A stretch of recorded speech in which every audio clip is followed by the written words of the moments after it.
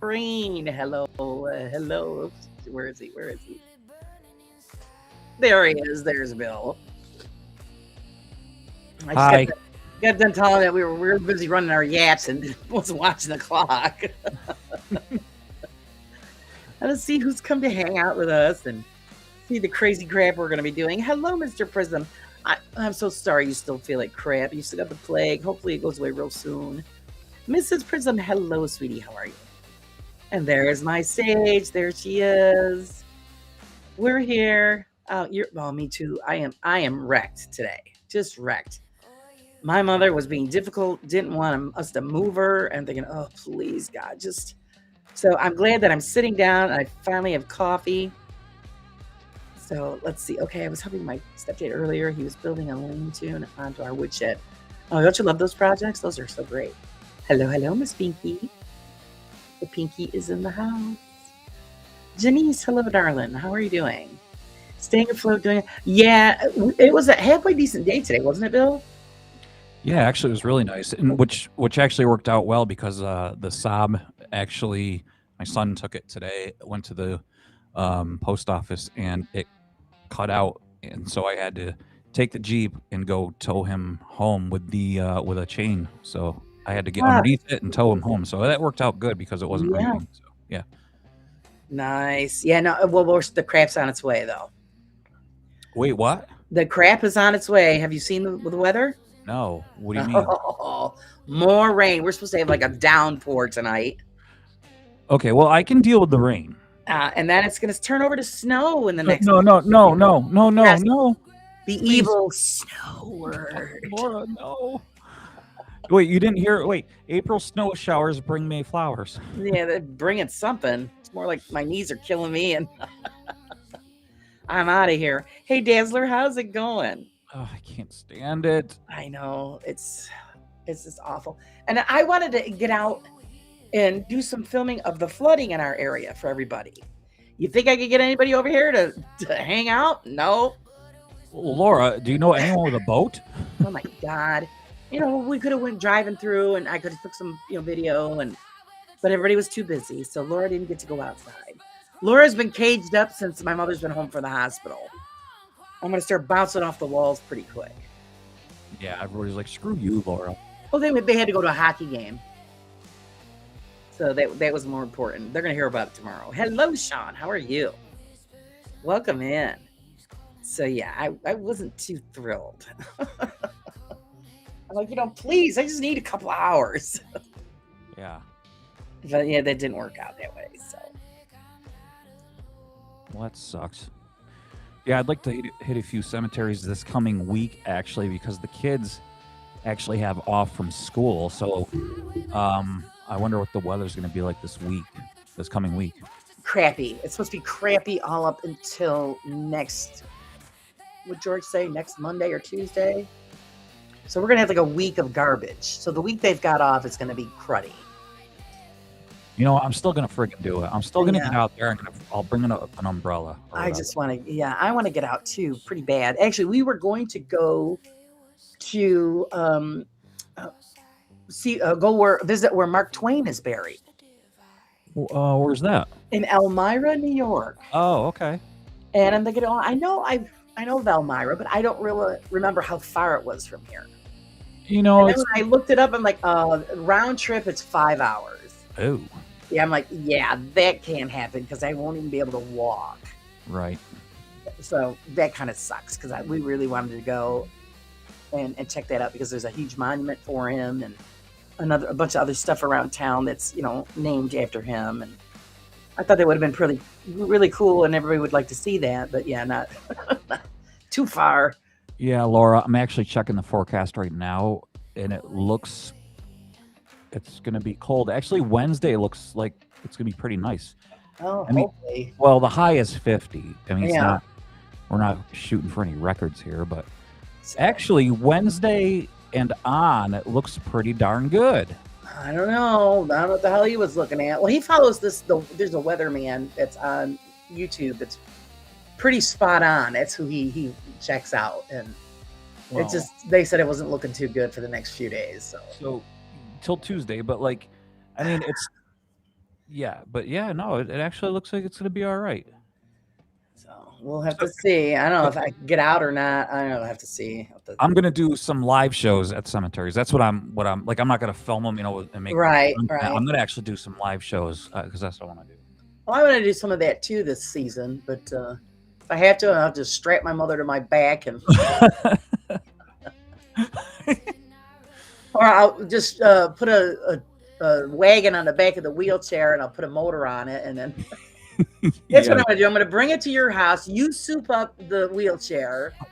Yeah, dude. Actually, like, you get a scooter, and we'll put her as a sidecar. There you go. There you go.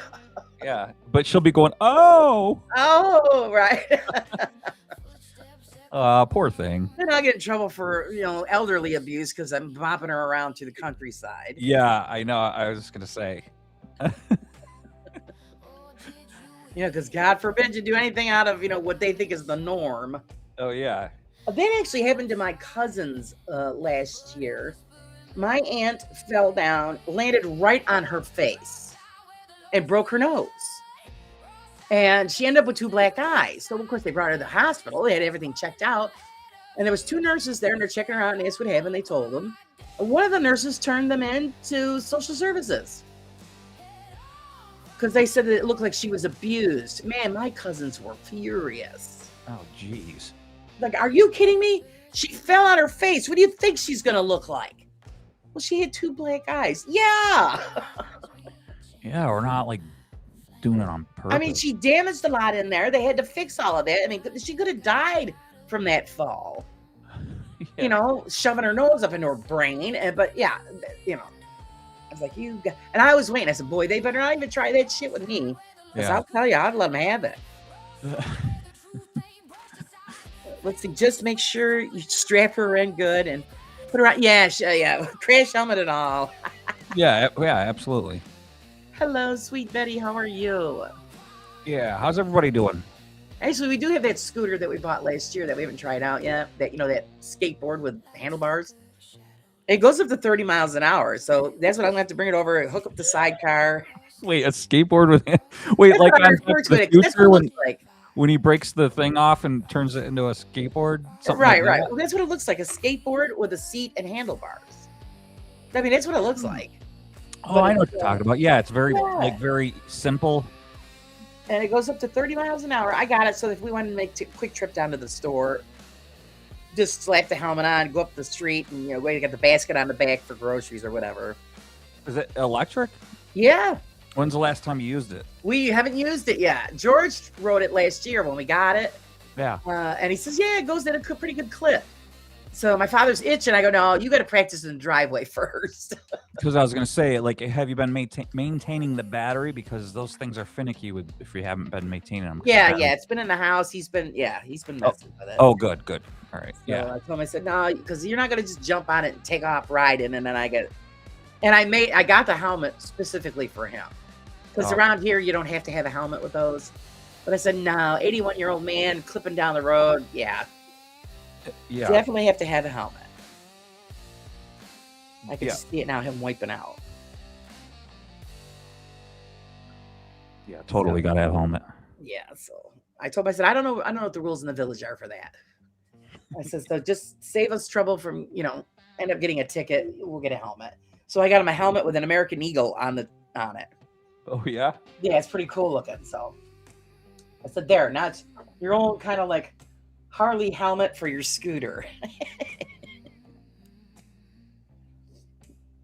Oh my God. But see, this is what we got going on, guys. Right here. Bill's going to be drawing because his parts didn't come in. Yeah. I'm just taking inspiration from anything Laura's talking about. There you go. And I'm going to show you guys where we are with this build. As you see here, look at the cobblestones. You've seen that I did a quick video on that with those are the pieces, the punch outs from the ship build. And I really liked the way they looked. I think it kind of like brightens it up a little bit. The others are just, kind of gray. So I just kind of matched up the pieces and then I trimmed them out with the foam moss. And I like the way it looks a lot better. than just leaving it plain. Let me get this out of the way so you guys can see it. I also ended up painting the trim out on the edges because it looked good, the two-tone, but it still just to me looked unfinished. So I mixed up some paint to match the blended colors here, and I just edged everything out so it looks just finished, you know. And like I said to you guys, it's up to you on how you want to do your piece, but I liked the way it looks with that finished edge. Also, couldn't put any cobblestones back here because this section is the one that opens up. This is where the control is for the lights and all of that. And this piece has moving parts, which hopefully we'll be able to see tonight if we're lucky. And I already started the top section, which is a working clock. So we've got that all together.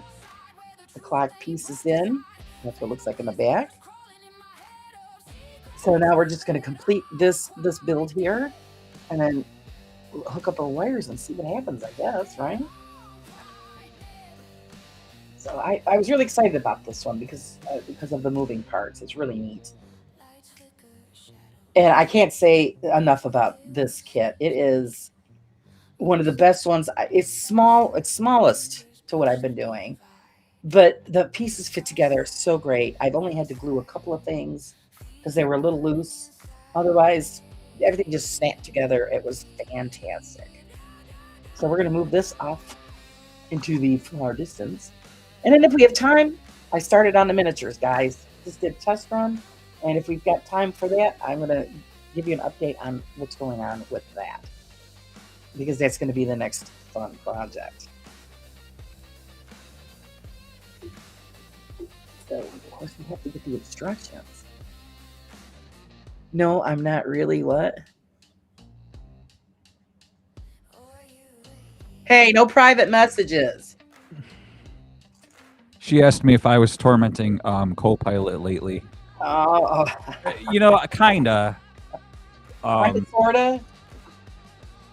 Actually, I used it. Actually, I used it today to talk about the Saab to see if it knew the answer. But actually, it did. But I kind of already knew the answer. But it helped out a lot with a couple things. Sometimes it gets stuck on things, but other than that, it's really helpful. So yeah. The only thing I got about the beef about that is that the voice annoys the shit out of me. Oh, you can change it. He's so like, I don't know. I have it set to that. I don't know what it is. But you can change it. You can choose any voice you want. It's not like it's snotty or arrogant. I don't know. There's something about it. Thinking, geez, you know. Yeah. You can change it to a girl's voice. It's great. Yeah. So they give you options. I just didn't want a girl's voice because I think I'd be too nice to it. Like I'd feel bad. Right. I wanted like you feel guilty. Yeah, I'd be like, you know. You couldn't say like F off. Oh, but Bill. Like, okay, no problem. Yeah. Oh, Bill, how rude. Yeah. Okay, I'm looking for A7, and it's that piece right here. And then a C30. By the way, Laura, how much was the kit you're working on? This kit was a little more than the other ones. This one was, I want to say 45. Oh, that's not too bad. But so you get the moving parts, right? Say that again. You get what you pay for, right? Right. Like I said, the quality of this one is a lot better than the previous ones. Even though I loved all of the builds, you know, some of them had flawed panels. You know, you heard me talk about it in the programs where if I punched something out of it, it would break, and then I would have to repair it before I could assemble it. This one, the stuff, I mean, it's like I said, you open the box, it smells like the lumber yard. Yeah, that's cool. And I love it. So it's real wood. And, you know, the detail on all of the things are fantastic. And like I said, the fit is perfect. So I gave it a really great review. So it'd be nice. Maybe I might, I don't know, maybe get sponsored by one of them. And then they could start sending me stuff for free that I can that'd be nice for everybody. Because I told them, I said that I was, you know, a content creator on YouTube and how I assembled the kits on shows for everybody. and how everybody enjoys it. And I just pretty much really praised this kit. It was one of the best ones so far. Okay, I need C30, which is this piece right here. I have to punch that one out too. Like I said, it's the quality is just way better, and all the edges have that dark edge on them. So you could even leave it like that, so it gives it that contrast, like a two-tone contrast, or you could paint it. Most of them I painted because I just like the way it looks better. I mean, it didn't look bad when it was two-tone, but it just seemed unfinished to me. Like here you could see the clock face. It looks great, and it has those browns in there, so this blends in that raw edge. If I wanted to, though, I would take it. I used it was burnt sienna, and it matches perfectly. So it still gives kind of like a little contrast, but blends really nice. And some of it I left. I didn't paint, like the windows here. I left them two-tone because I think it just gives it more character. But otherwise, yeah, it's one of the better ones that I've put together. Okay, I need these two pieces, the A7 and the C30. And we have to put those together. Also, with the stickers, this one had stickers too, and you know how I dreaded the stickers. Hey. Oh, thank you, Sage. Now that I looked over the chat, well, you know what that means, guys. Yeah!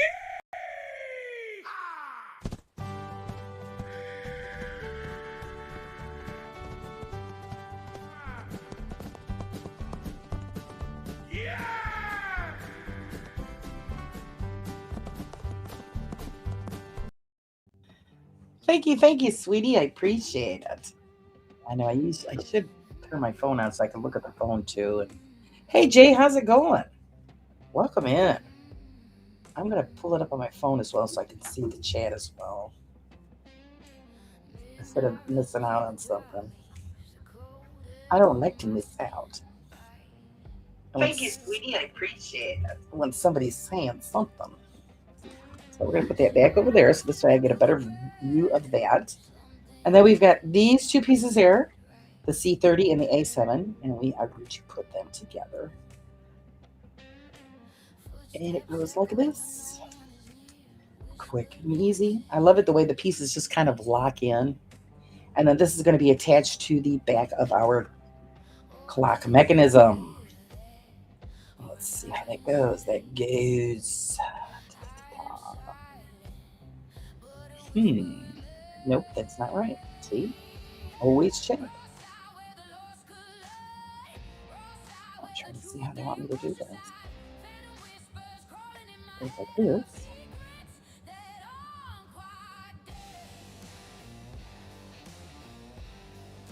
I'm going to figure it out. Because this is attached to. Okay, it's going to go here. This one we might have to glue a little bit because it's a little loose, and I don't like the looseness. All right, let's see what this is. What I don't know is how the hell that's going to attach there. That's not going to attach to that. Would they crazy? Because this is the rafter that we're putting together. The rafter is the braces for the roof. And I'm going to have to. So that's where the magic happens, right, Laura? Where the magic happens, yeah, and it's a little loose. So this one, that's what I said. I've only found a couple of pieces where I've had to actually add a little glue to hold it together. And this is going to be one of them. Sounds like the name of military vehicles. I hope I didn't miss anybody. Let's see now. I got to double check and do that. That goes there. That goes there. I think this rests on top of that. Maybe no. Yeah, that rests on the top there. because there is no way that is going to fit into that spot. You know why it's not going to fit into that spot? Because Because it's on the wrong side. yeah, sure. Dummy. Now we got it going on. There, that snapped in. Beauty is. That sounded perfect. Yeah. So satisfying, isn't it? And there's the other one. Just locks right in. Oh, let me push that back in there.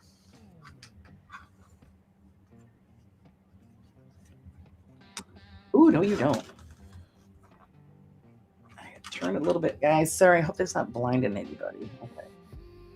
Because this girl's blind. Can't see anything. I figured that out when I was trying out the miniature. Yeah, the old peepers aren't as good as they used to be. I can't paint them without the magnifying glass. Wolfpack, that is AI music, so she owns it. It's not copyrighted. Yes, Miss Sage made that up for me for the miniatures. Because I learned that lesson a long time ago. Anytime I tried to do it's free music, they lie. No, it is not free music. They are, they're big fat liars. Because I got in trouble. I had to remove the music, and then I was all right. Otherwise, I wouldn't have gotten anything off of the video. Okay, so now we're going to put in the back section and assemble. Apparently, that is the sound unit for the music. I'm going to move this off to the side and show you what I was talking about. It's not that. It is this. This is the sound unit. This little USB. Show you guys what that looks like. I'm telling you, it's amazing how these gloves work. They really do help. I mean, it's not a miracle cure, but it definitely helps. Bill dazzling everybody with his artistic skills. Okay, Bill, I had to ask you this question. I didn't get to ask you. Yeah, what's up, man? In chat, but everybody was watching the video anyway. Yeah. Those dishes you did the other day were just from the night before dinner. Yes. Good Lord, what the hell did you guys make? What did we have? She made. I think it's stupid all that damn dishes for one dinner. It was from the dinner, and then like the girls eating breakfast in the morning too before they went to school, and my wife making eggs and everything. Oh, okay. So it was the morning dishes also. I was like, holy shit. Yeah. I know. What did we had like a big meal? I don't remember exactly what it was, Laura. To be honest with you. A lot of dishes. Yeah, I do know. I freaking hate it. Well, I mean, not to be a jerk, but why don't the girls help out with that chore? Because they have a lot of homework. Okay. And I get it. I just that's the deal that I made, that I would do it for them during the week. I do it for them during the week because they have so much to do. I mean, I know these poor kids, the homework that they got is ridiculous. I know that started when Joseph was in high school, and I'm thinking, you got to be kidding me. By the time you get done with the homework, they got to go to bed. Yeah, and they're on high honor roll. So it's even more. Yeah. Ugh. So I don't mind doing it for them. Because I'm thinking, what the hell did they have for dinner? And they have a pile of dishes like that. So I'm going to have to ask. I got to ask. So, okay, so here we've got B9 and our sound unit, which is right here. And this has to be attached to the back of this. So that's what we're going to be doing now. So if I can get the glue open, will be cool. Will be cool. Little dab will do ya. So, well, yeah, that's Oh, and the pan. What about the pan? You're loving the pan, huh? Hey, William, how's it going?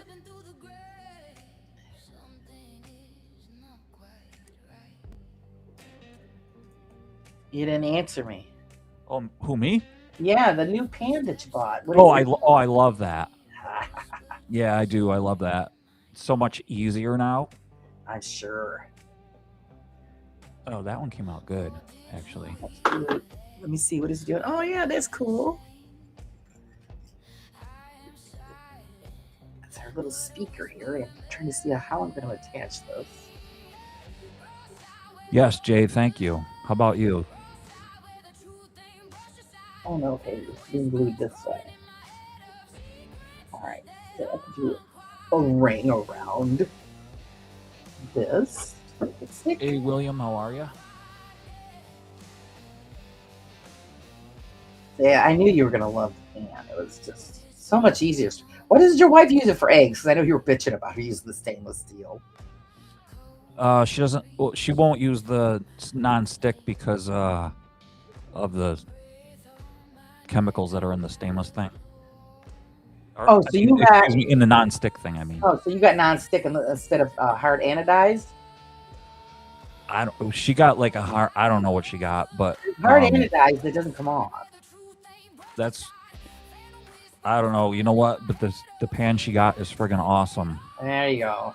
Yeah, I didn't get a Ninja because it was like $50, Laura. Yeah, they're expensive, but they're nice. But this thing she got is super nice. It was like 20 something. It's not bad. It was at Walmart, and it looks. I think it's like a fake Ninja, to be honest with you. Okay. And because I looked at the Ninjas, and then I was like, man, this thing's freaking awesome. So I'm like, yeah, I really dig it. Yeah, it's so much better. And there are other brands out there that do have the hard anodized, which, as long as you treat them well, don't scratch them up with stainless utensils. Yeah, I won't even you don't have to. Actually, I was gonna say, like, when I wash it, I won't use like the Brillo side of the sponge. I use the other side. But I was gonna say you don't even have to use like the Brillo side because nothing sticks to it. So I'm gonna give you a quick tip. Yeah. When it comes to the stainless steel, and you've got stuff so you don't have to scrub it. Yeah. Put some water in it, put it on the stove, let it come to a boil. Yeah. It'll loosen up all those bits, and then you can wash it easier. Oh, okay. Because I know I have stainless too, and I only use stainless for certain things. And then if you fry anything in it or cook anything in it that's going to be sticky, it just coats the pan, and then you scrub it, and it sucks. So yeah, a little trick I learned from watching the chefs on TV. You put some water in it, boil it on the stove, and it loosens all the bits up, so you can just wash it right out. Well, what about like so she'll do like scallop potatoes in like a glass dish. You can do the same thing. Dude, that is the worst, man. Yeah, if it's like a plexi, a glass type, like a Pyrex. A Pyrex, yeah. If it's a Pyrex, yeah, you can do the same thing. Fill it up with water. I mean, not all the way, just enough that you need, and then you put it on to boil, and it loosens up the food. Hey, Jared, how's it going? Had a haircut today, huh? Getting all snazzy for spring. But yeah, that just makes it a hell of a lot easier. Okay, we're just waiting for this piece to dry here so that I can assemble it. Laura, did you see this Restream thing that just popped up? No, what did it say? What is this? No, I don't see nothing. Did you get that message? It says on my side, it says, I've received 100 messages today with Restream chat. Oh. It's like an auto, like a bot or something. Oh, no, I wasn't looking in that direction. Oh, weird. See, Mr. Prism, I was going to get ceramic, but it's the same thing as having stainless. It'll still stick. Yeah, high temperatures, yeah. Yeah, it'll still stick, so I didn't want that because I just want it for eggs. Anything else, I'll cook. Actually, I made home fries in it, too, and it came out killer, too. So yeah, but Joyce told me, no, it's only for eggs. I have one specific pan that's just for eggs. Yep, and that's what I talked to you about, too. You said just use it for the eggs, man, and it's just so much better now. And I told my husband, use it for anything else. I'm like, yeah, I remember you telling me that, yeah. Jarrett, how are you? I don't think we met, but I'm Bill. Hi, I'm Bill. I'm a phone. Jared does the morning chat show, guys. If you ever get a chance, check him out. Very nice young man. And let's see, where's this bad boy going? It is going on this side, I believe. Let me make sure, because this is a little sketchy for me. Yeah, I think it's going over here. Jay Smith, what he said, I kind of tend to, I mean, with all the chemicals I use in my garage with Break Clean and stuff, and, I You're drink. immune? Yeah, I drink Break Clean and stuff. Yeah. Much so I may as well just fry a couple eggs in my, I don't really eat fried eggs anyway. I scramble them. Scramble, so. Yeah.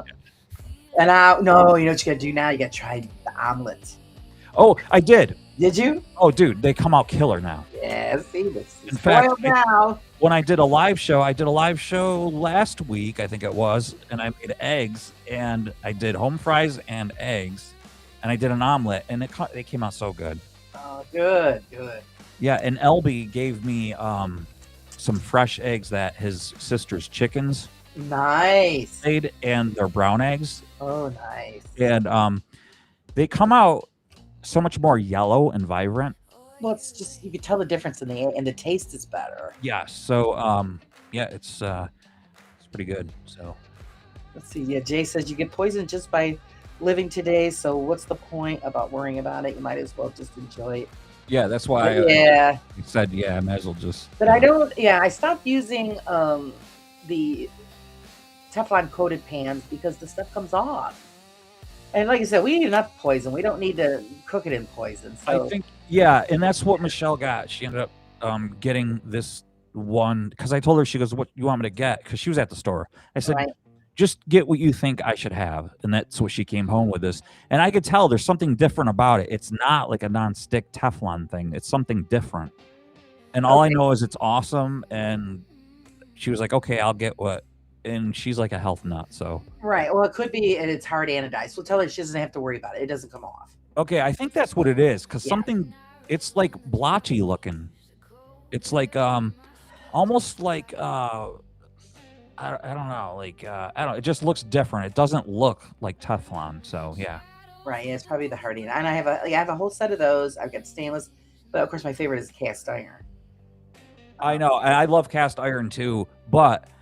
We don't have a vent. I think you were saying you don't have a vent in your house either, right? Right, and I just open the windows and the doors. I know. So we don't have a vent either, and that's the problem with cast iron. I will actually use it on the grill. Yes, yeah, because I mean it is actually made for open fire. Right. So I'll go outside and I'll use it on the grill, and yeah. So, anyways, happy Easter, everybody. Yeah. Thank you. Mr. Prism, Janice. Yeah, happy Easter, guys. We are getting there closer. Everybody got their stuff for their dinners. What are you guys gonna have, Bill? Probably ham. Okay. That's what I assume we're having. You're just gonna show up, right? I'm just gonna show up. Usually, that's what we have. That's usually ham. So. Right. Yeah, that's what we're gonna have too. Yep. That's like the standard, Excuse me. There's no. There's no excuse for you. That's what my parents used to say. There is, though. I'm going insane. I'm going insane. So I'm just trying to pop this piece in. Yeah, tell us, what are you doing, Laura? I'm putting together the back side there. So I put in the sound piece, which is attached to this wall. The back side? That is good to go.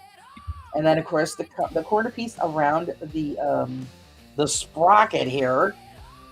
And then we are going to add. All right, they're telling me make sure that my wiring is in the correct spot. So we got that. That's on both of the back side. So now we're going to add the archway, which is over here. This archway piece.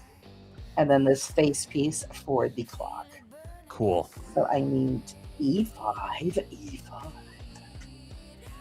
Oh, cool. Is that the archway? Yeah, B6. I got the B6 first, so I'm going to look at the detail on that. If you guys can see it or not. It's pretty freaking cool. Of course, they shut off the autofocus, so it's not going, whoa. Oh, you figured out you got that done, right? Yeah, Bill showed me how to do that, so I'm not freaking everybody out. Ooh, Yeah. It's so I mean, I don't know. It's a cool feature, but it's like we don't really need it, you know? all right. Oh well, I mean, when I start doing the miniatures and stuff, because you guys have seen how small those are, they probably will come in handy. But when I'm doing this, you don't need. You're looking at this, and all of a sudden, Yeah, yeah, exactly. you're like, I can't see that. What the hell is it? Oh, and then I said E5, so that's playing E5. And I'm telling you, I hope I get up tomorrow morning because my back is just screaming. It was easier when Mom was helping out, transporting her. But now she's to a point where she doesn't want to help at all, and it's like picking up dead weight. It's just, oh God.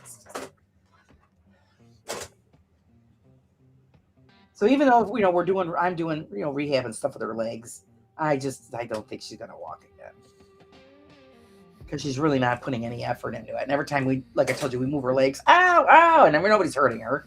She just doesn't want us to do it. Yeah. Ow, yeah, ow.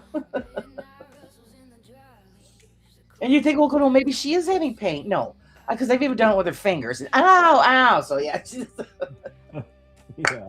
she's just being an actress. So, and it's fun because I tease her a lot and stuff, and she has no clue. So it's whatever. Like when I put her in the chair, and instead of taking her directly from one room to another, I do laps around the house. It's like, come on, let's do a little hot rodding. Like she's in the wheelchair, you mean? Yeah. And I do that so she gets her legs moving. And then my father's looking at me like, what the hell are you doing? I said, we're doing laps. Gonna get her going there. Okay, so now I've got this front piece here, which is a nice decorative piece. And we are going to, I love the colors in this, lots of purple and gold and stuff.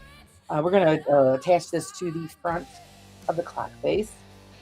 They recommend putting a little dab of glue. Old dab will do you. So that's what we're going to do. Just want to make sure I'm not going to put, not glue there, because then that's going to be an issue.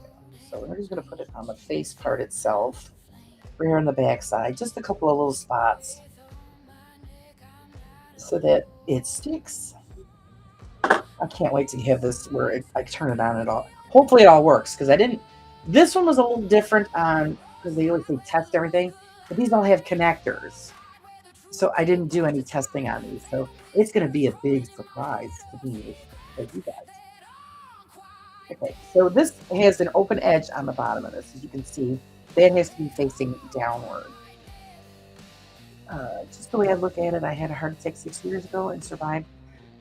Now, yeah, you could say that down to medical science or lucky, etc. But I think when your time is up, it's up. Yeah, I think so too.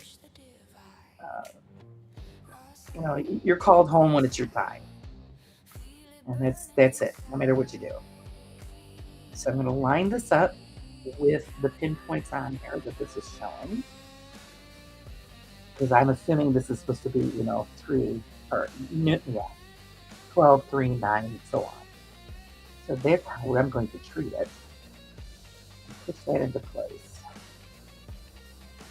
Look how pretty that is. And then we attach the archway, which is this. It's got some great details on it. It really does.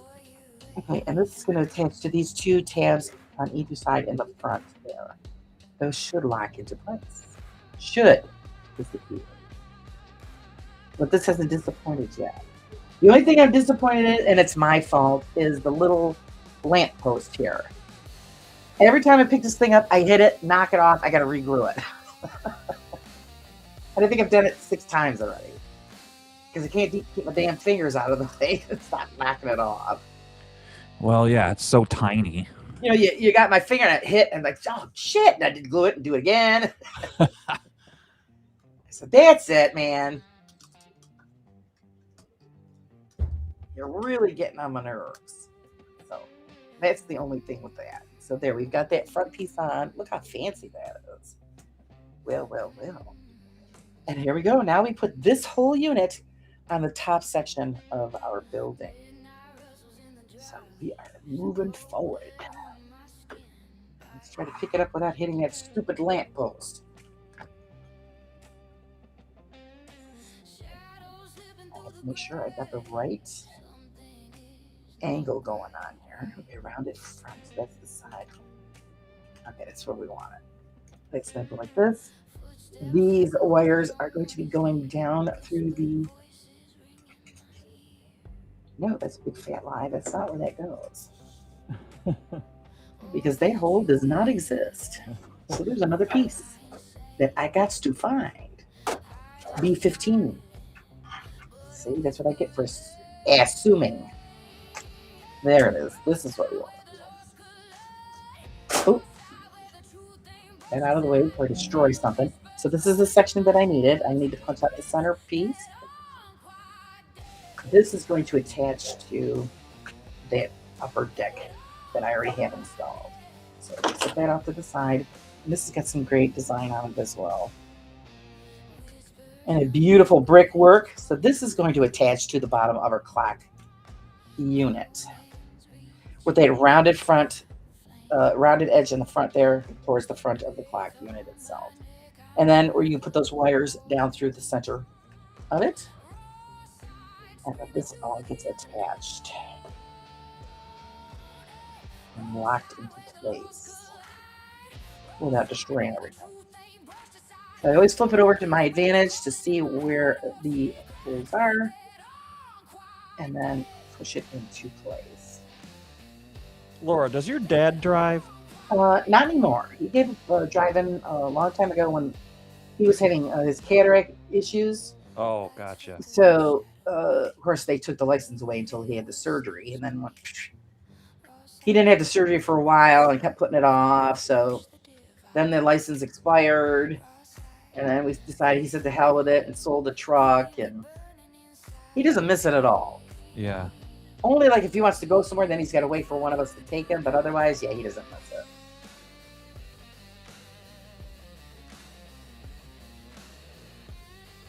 Because he eventually planned on going back to driving after the surgery, so that him and my mother wanted to go somewhere to do something. He didn't have to wait on anybody, but yeah, he just. So now he bitches. Well, I need somebody to take me here. Well, yeah, you gotta wait. Unfortunately, you gotta wait for everybody else's schedule to match up so somebody can take you somewhere.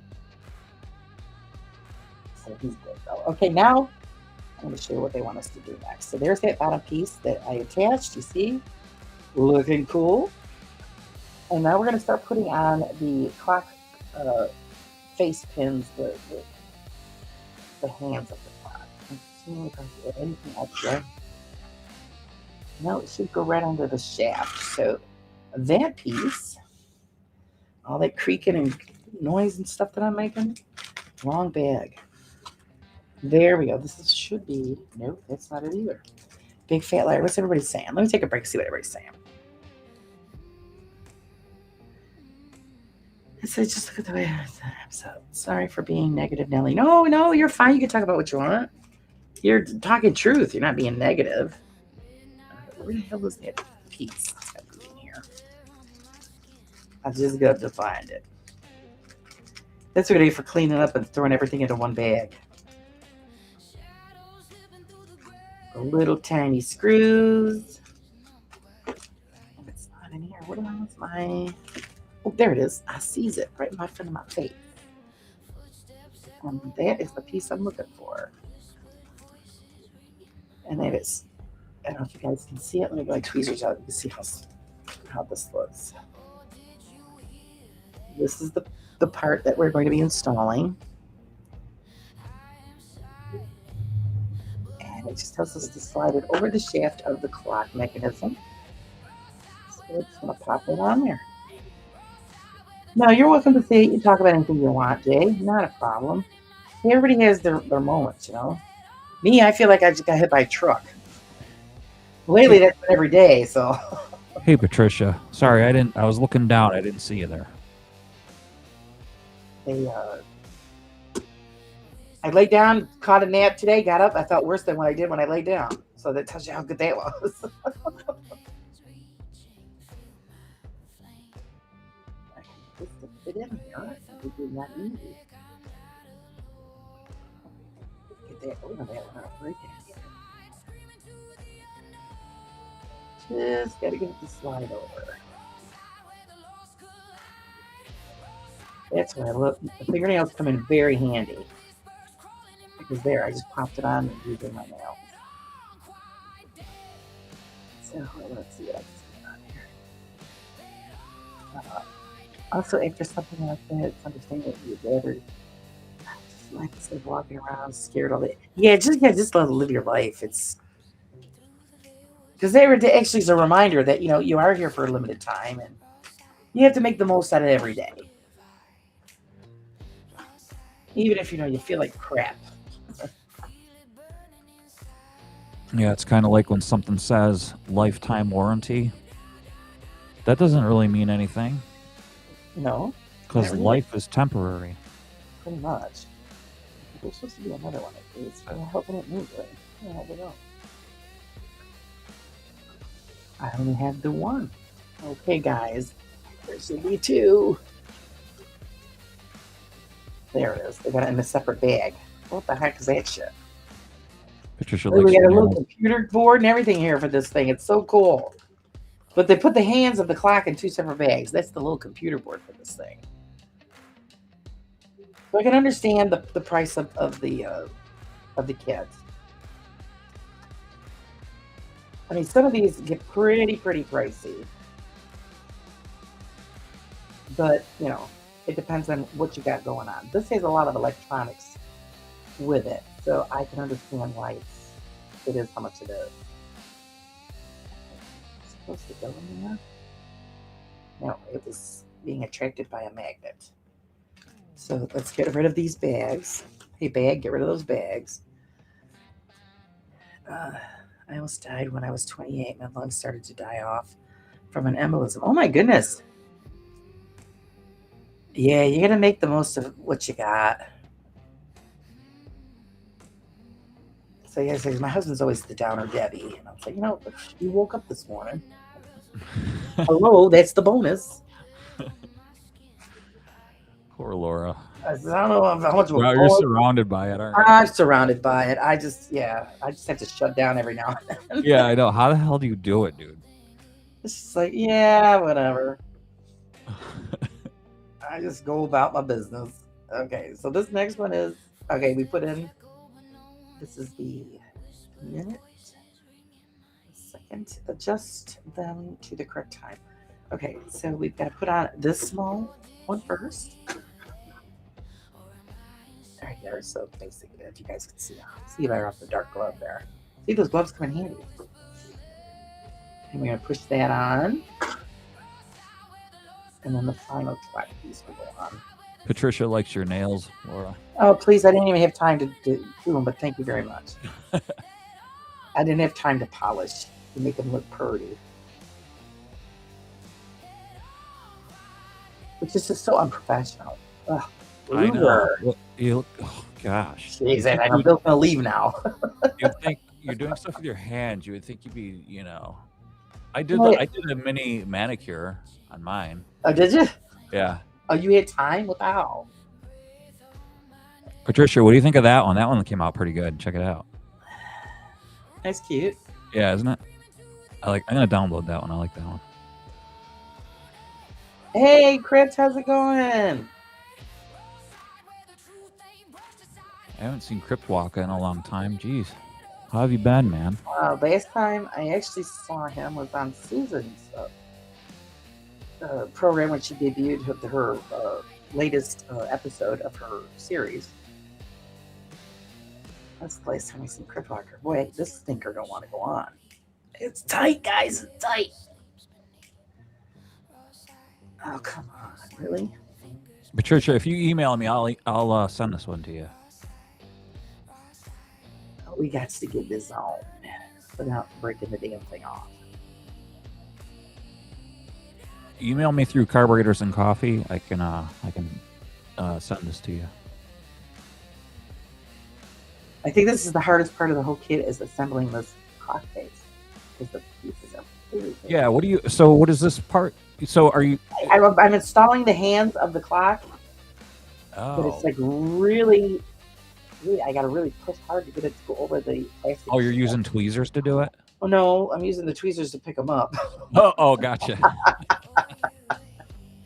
And then I'm trying to push that section over the shaft of the clock face. And it's not cooperating. Good question, Shadowcat. Let me.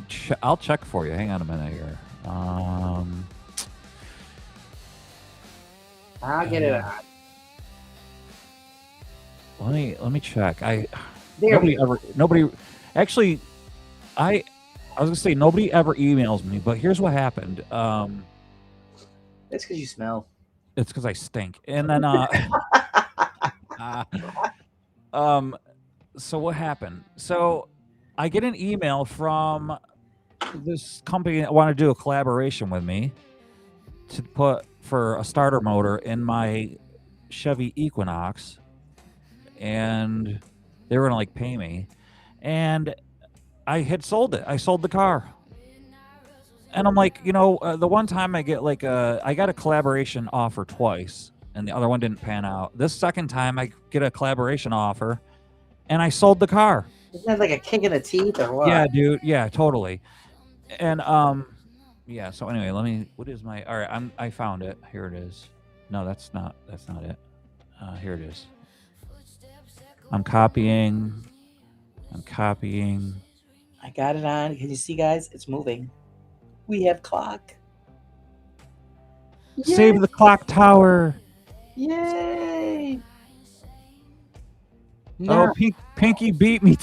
Pinky beat me to Save it. Save the clock tower. You know what that's from? Yeah. You're awesome, Laura. Maybe you and I should do an 80s movie review thing then. Sheila, God bless her. I don't know where she's been. Right. I know she's, she goes through some stuff too. So I hope she's doing well. But like her and I were supposed to do something, and you know how it goes. People say, hey, let's do something, but I get it. They forget or something happens. Yeah, I told her I can't really do another show, so I left it on her hands. Right. You do something, and I'd love to do something with you where we do an 80s movie show where we discuss goofy movies, great movies, and just review them and just do a podcast of some sort. I don't know. It would be great. But she never, I think technically she doesn't know how to do that stuff. I think that's more of it, Okay. But I know there's some medical things going on. Yeah, she wasn't feeling good too a while back. Yeah. But she's a great lady, and also, you guys, she's a really good singer too. So I heard that. Yeah, she's really good. Thank you, Pinky, for that. All right, let me see how this goes on, guys. I gotta put this on the top, and I'm trying to figure out how it fits. Jay, yes, I watch Voice Grip every weekend. That's my thing. I'll watch Bearded Mechanic first, and then I watch Voice Grip Garage second. Vice Grip Garage. Yep. I'll get it on there, yeah. Okay. It's got me thinking I need to put this shit together, and I don't put it together yet.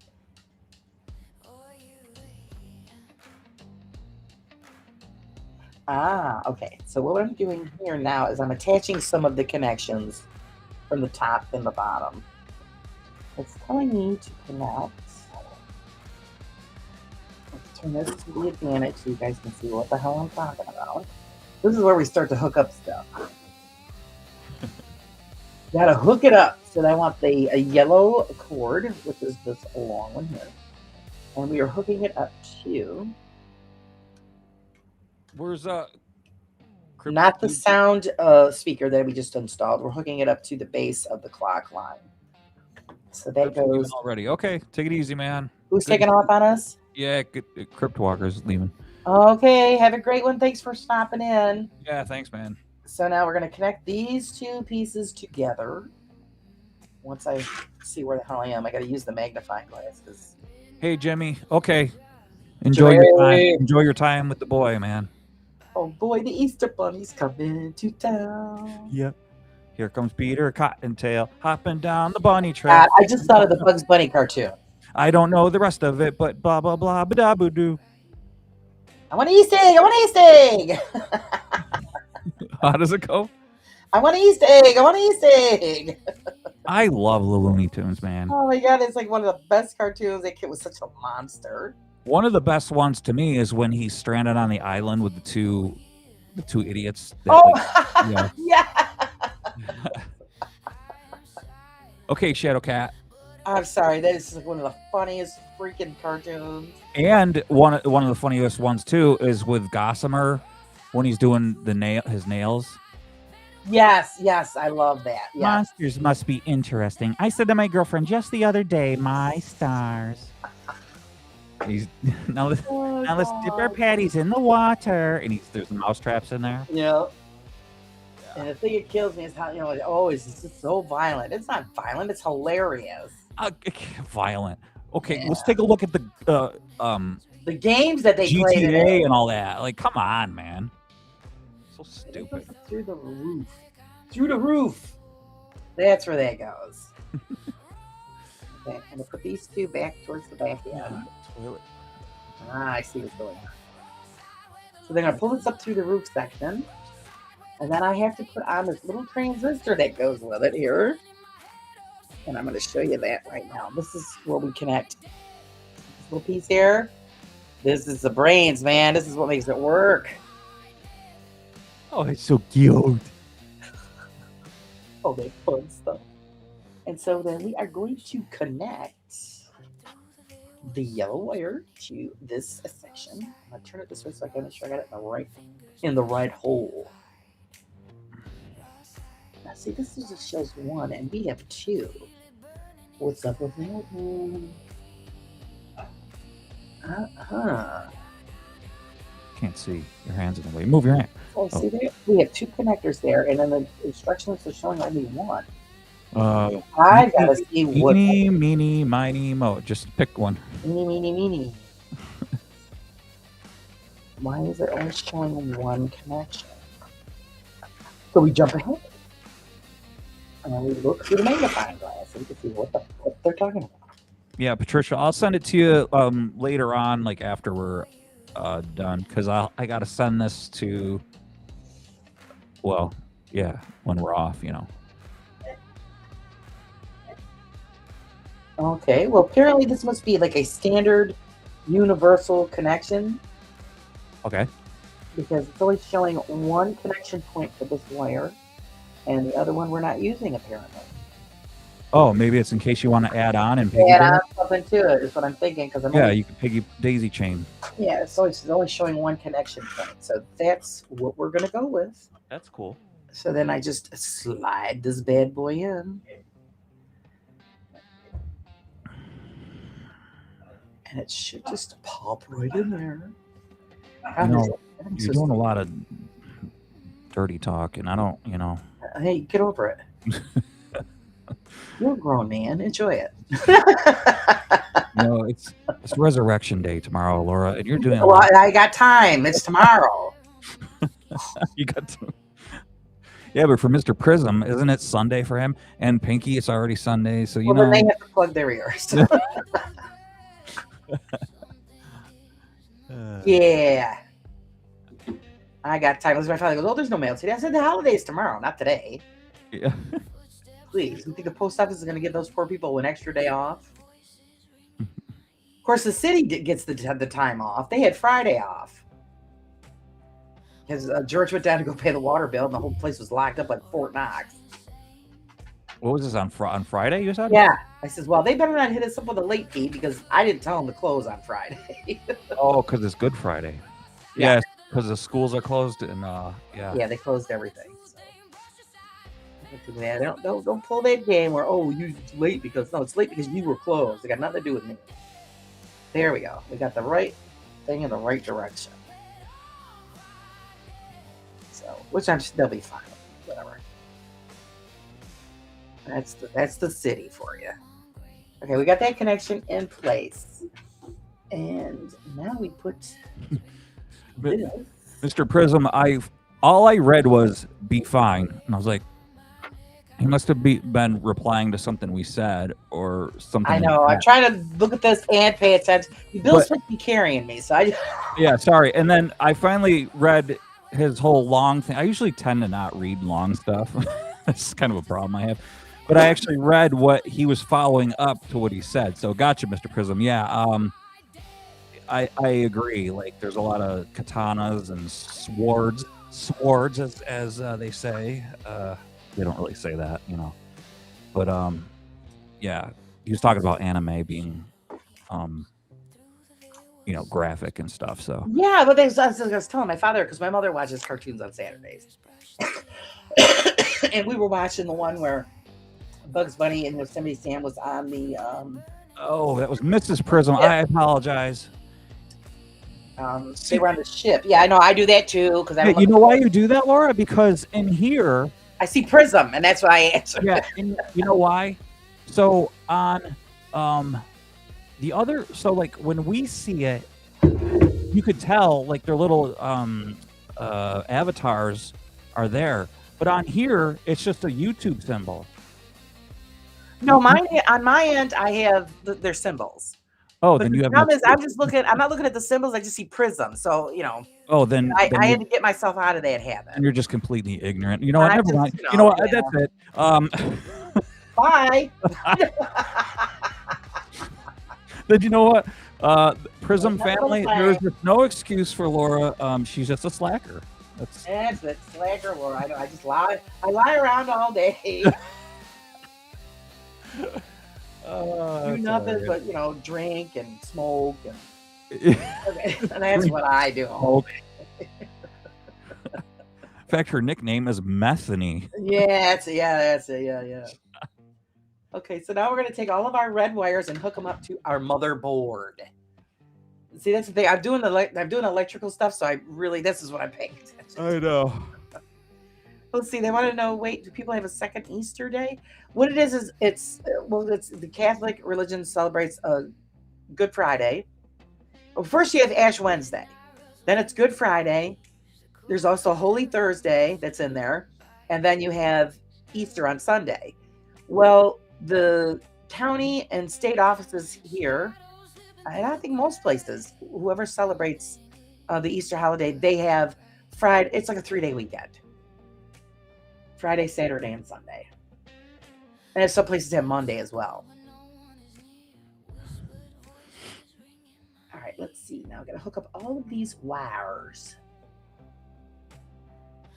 So it is this wire. I got to make sure I'm doing this right. I don't want it to explode on me when we turn it on. Even though that would make for a great show. Let's flip the switch. Whoops, my bad. You know what would be cool? Because this one you're working on kind of reminds me of, and I don't know, probably nobody's going to agree with me, but do they make Western theme, like ghost town themed ones? They have Western buildings. They've got see, that I would love that, because this one that you're working on kind of reminds me of a ghost town Western looking kind of thing. Right. Yeah, they have all different ones. I'm drawn to these because I have got like a theme going on here. All of the gothic, spooky stuff. Yeah. So that's what I'm following with. Actually, our little motherboard here, I don't know if you guys can see, they have caps on each of the units so that nothing gets in there and destroys the board. It's safety first. But yeah, you can get regular, modern day buildings, plain doll houses. It's up to you what theme and what you're looking for. How come whenever I look for these things, all I see is like Japanese ones? I see like ones that are like Japanese coffee shops and like type in scary miniatures, haunted miniature kits.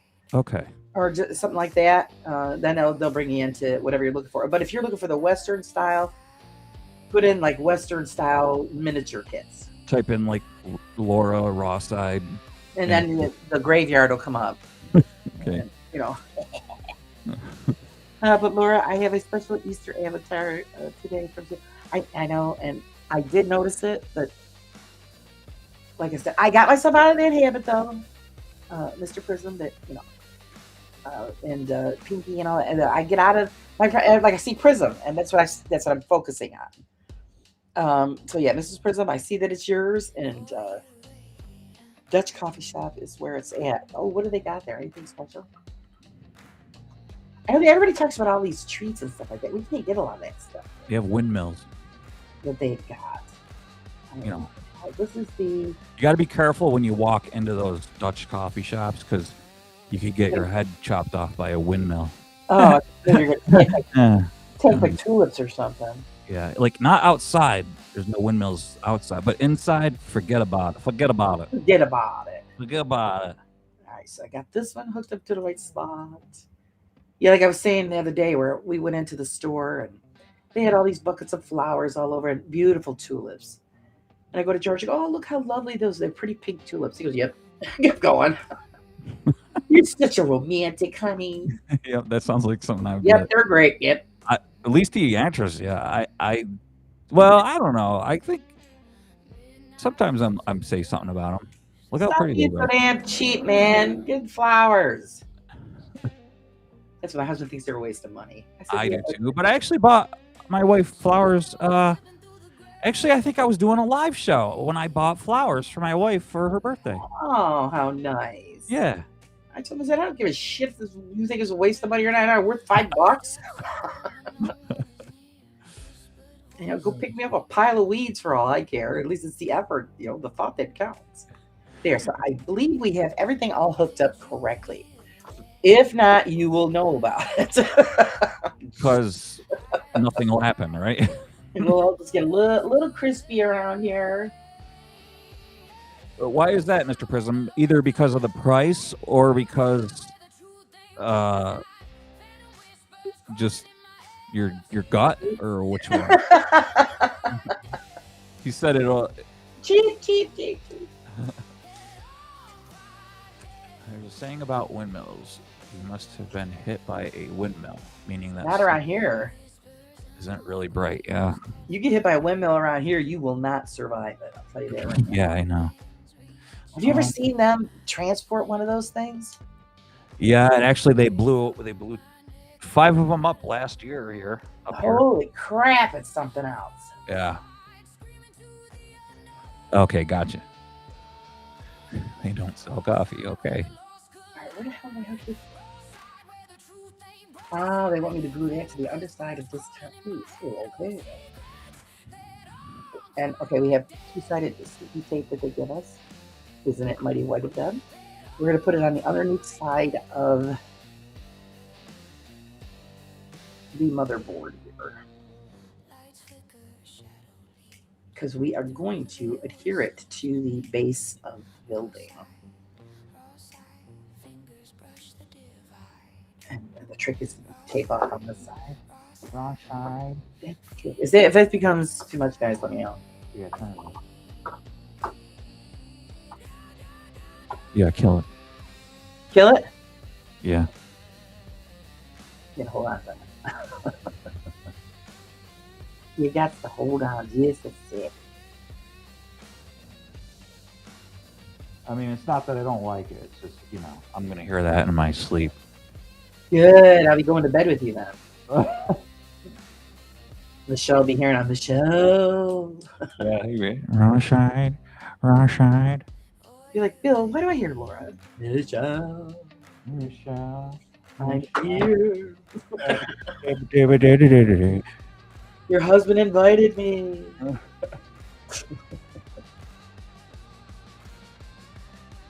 Okay, so here, what we're going to do now is take that motherboard that we applied that adhesive to, and it takes it to Motherboard. this side of the clock unit. Your mama. Do the best I can so you guys can see what the flip I'm doing. And I'm going to place that there. Your laser lips. Stays in place. Your mother was a snowblower. Okay, so now I'll kill the music. See, that's getting on Bill's nerves. See how accommodating I am?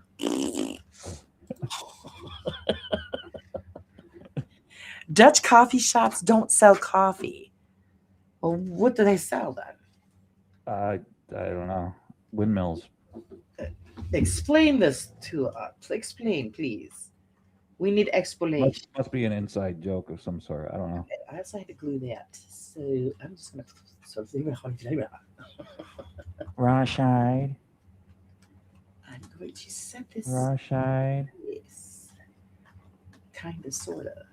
How the hell am I gonna do that, Ruth? Rashide. Oh, I think this goes the other way. Rashide. No, that doesn't go that way. It goes this way. Rashide. I'm here talking to myself. You guys just talk amongst yourselves. Because I gotta make sure I get this in the right angle. The angle of the dangle. The angle, and it's not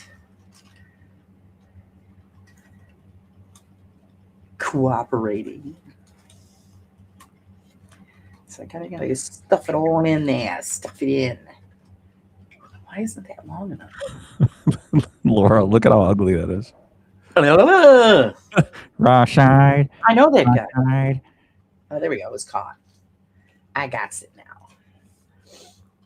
Oh, they sell they sell the stuff. sell loser drugs. The stuff. Bill's not a fan of the natural herb. The herbawana. There we go. Beauteous. Beauteous. Ah, I see this awesome sauce. Okay. So now that we have that into place, now I can push it all down onto the tabs. And it should fit good. It should.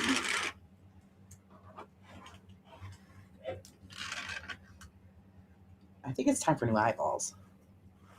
Does anybody have an eyeball shop that I can visit? A what? An eyeball shop that I can visit. Myself a set of new peepers, man. God.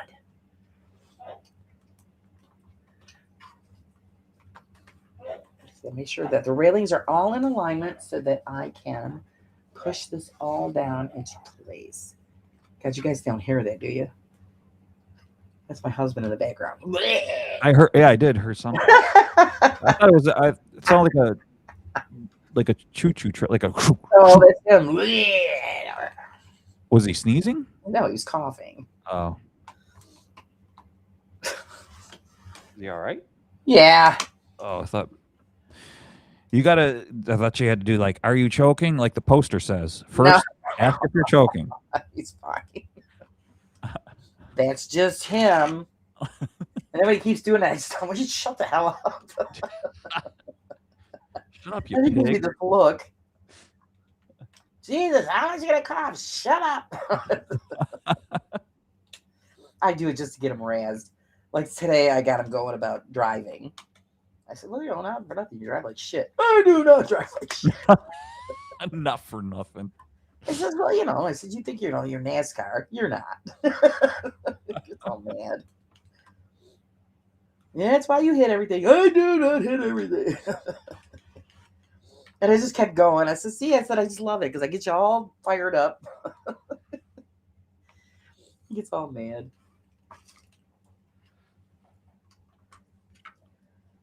All right, Laura, that's like way too much work, man. No, it's not. It's called. Yeah, look at you had to put that little dangly thing in the window. Yes, I did. forget I that. put the dangles in there. Oh my gosh. So now we've got that into alignment. We're pushing it all together. And what's nice about this is because we have two edges to work with, I can use my trusty pliers. And I can. Oh yeah, I love those pliers. You spared no expense when it come to chrome needle nose pliers. That's right. These are these are for jewelry. These are jewelry tools. Because when you have to wrap wire and stuff like that, that's why they're rounded. It's perfect for that. Yeah, well, don't forget to raise your pinky when you're using those. Those are, yeah. So we got one more section to drop into place. I kind of like this, not having to put your face on camera, well, Oh, because then you can. So you already said you were naked. So. Oh yeah, dude. I'm not even like. I got boogers smeared on my face and everything. That's why I said I was coming over. Alan. Shit. Yeah, I got crap on my face. Yeah. Yep. Check out Bill in the nude. Mm-hmm. Just him, his natural bits, and a guitar. It's all Natural bits.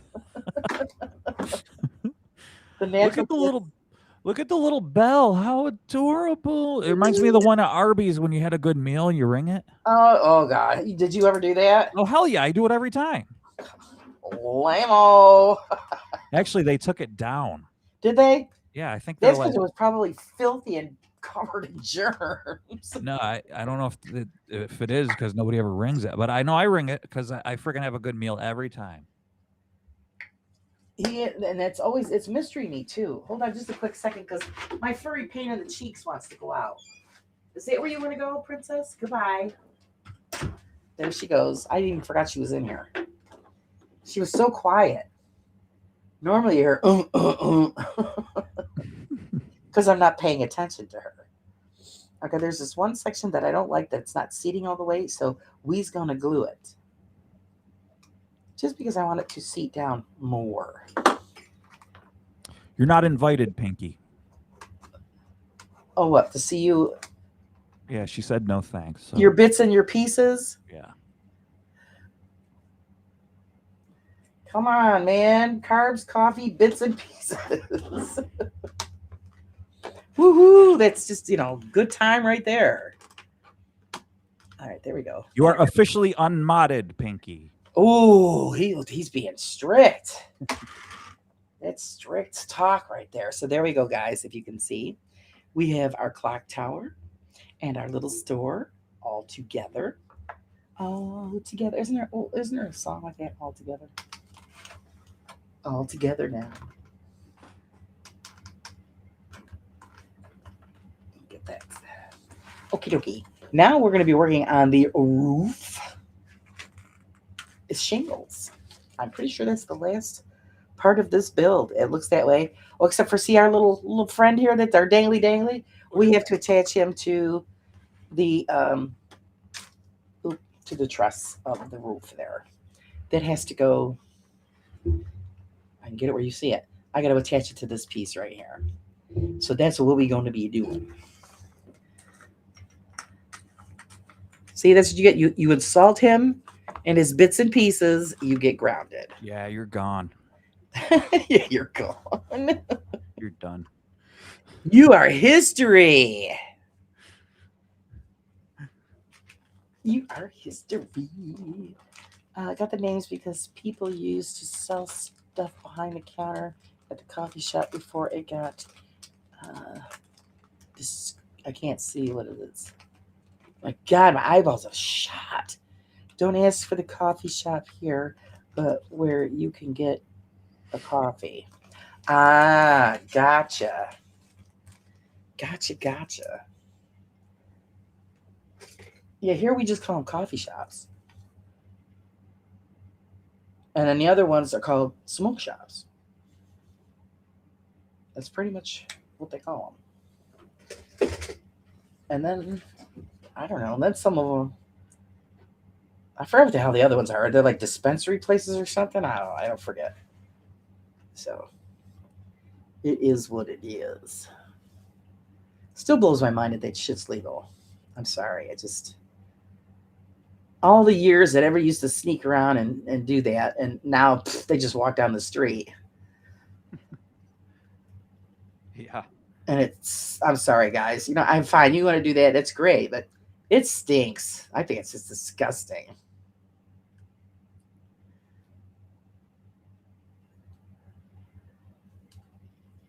And you always know who's had it because they reek of it. Yeah, well, plus their eyes are Just pretty glossed over. nasty smelling.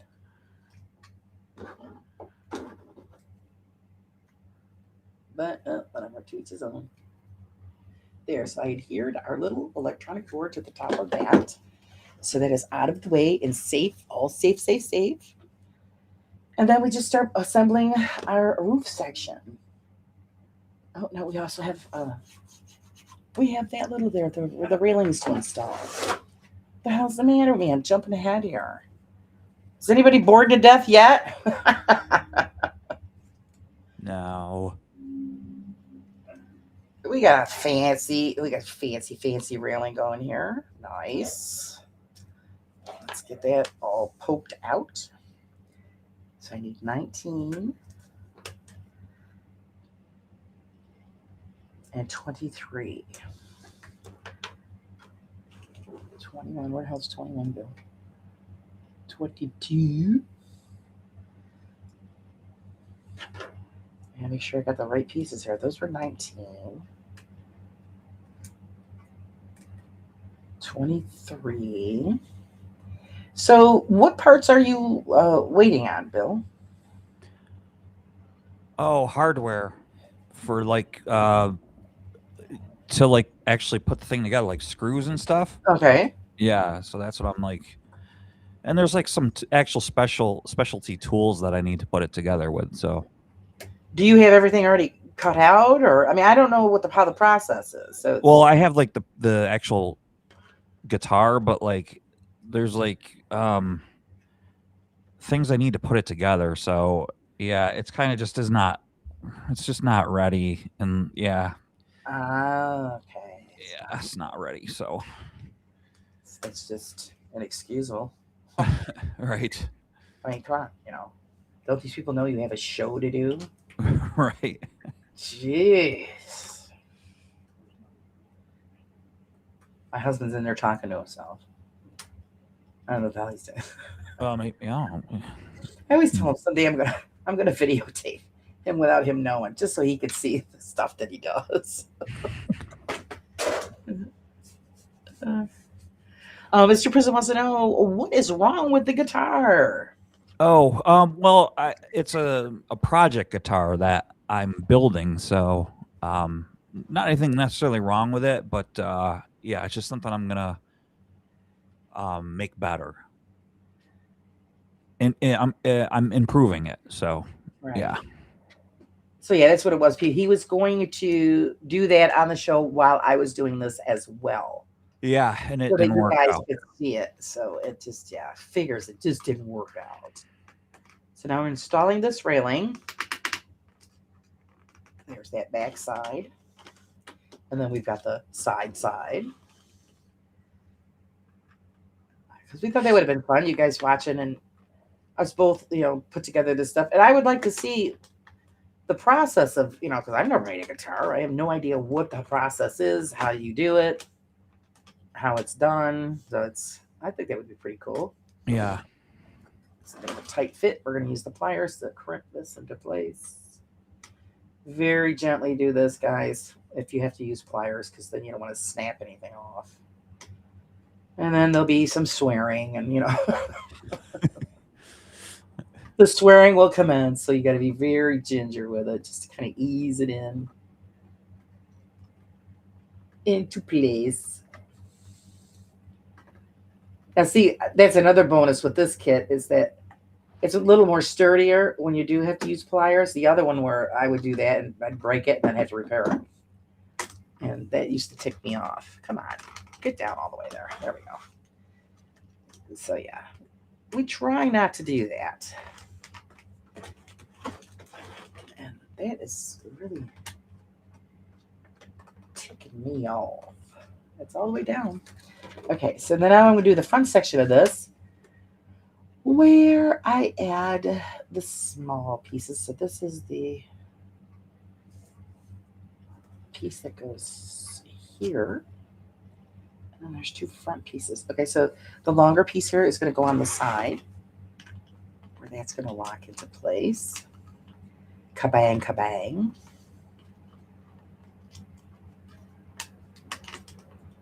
Is that where that's going? That's where that's going. I'm going to have to use the pliers a little bit to give a little squish, squish. It's got to be nerve-wracking putting that top section on, and you're trying to push it down, thinking you're going to crush the rest of it. Yeah, that's what I'm saying. When it's you push to a certain extent, but then if you feel there's an issue and you got to use pliers, just be really careful with the pliers. Yeah. This way, you're not breaking piece. I mean, because the piece, if you could see here, I mean, tabs are pretty sturdy, but I mean, if you force them too much, yeah, it's just gonna snap right off. Right. So, it's looking beautiful, Laura. Oh, thank you, Betty. Let me get caught up here, guys. You know, I like doing these shows for you, but then it's when I'm dealing with certain things, I pay more attention to the unit than I do the chat, and I feel bad. Yeah, the mini looks good. Thank you. Pinky loves the miniatures.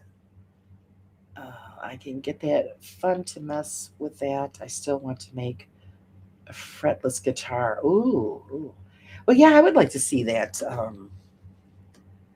Dazzler says, yeah, they call them dispensaries. Smoke shops here are tobacco only. Yes, you know, the smoke shops here, they have a little, well, they have a lot, mostly tobacco products, but then they do have a little bit of the, you know, the other stuff. And then we have places here that are just strictly dispensaries for that kind of thing. Most of it's the CBD stuff, the TH, whatever the hell you call it, THC. Is that what you call it? Yeah. I think that's in other place. I don't know much about that crap, so it's I'm just seeing where the positioning on how this railing is going and which direction. So it goes this way. The scooped edge is going to go towards the center of the clock. Yeah, all that stuff is pretty foreign to me, so I just go by what everybody else is telling me. Now, Laura, is that all wood? This whole thing? Yeah. Yes. Yeah, Wow. all wood.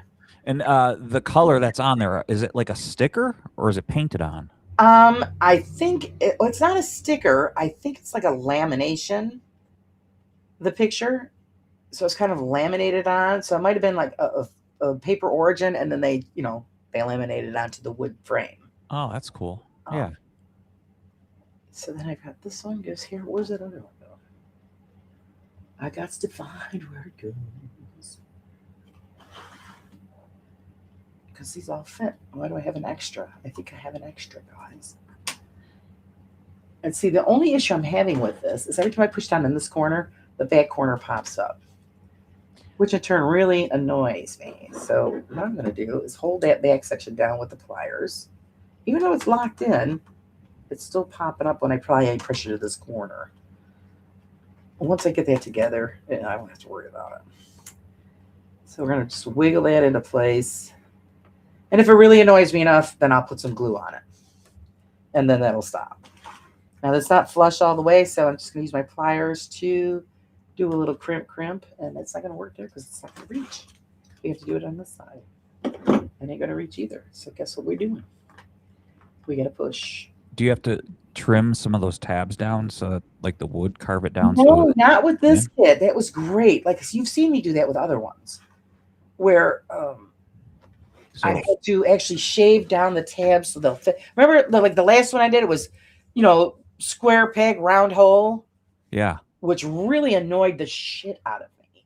Why would you do that? Make something that has the tab is square and the hole is oval or round. Yeah. So I had to, shave them down so that they would pop into place, if you remember that. Yep. This one, no. Perfect. Locks. Like I said, there's only a couple of spots where I had to add glue. Otherwise, this just locked in right into place. It's really, really impressive. So it's just a better quality.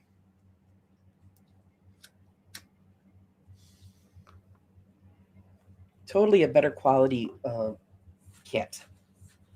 And then we have this must be an extra piece because I see no spot for this. So we'll set this off to the side. I always save all the extra pieces. Like with the other punch out there with the ship, I had a couple of things that look like tombstones. And it has spooky faces on them, so I saved those. Because I might use those in the next kit that's coming that I already ordered. It's one that I've been wanting to do, and I think it's perfect for those little tombstone shaped. Actually, I'll show you guys what they look like because I saved all these little pieces. Because you never know when you're going to need it for another project.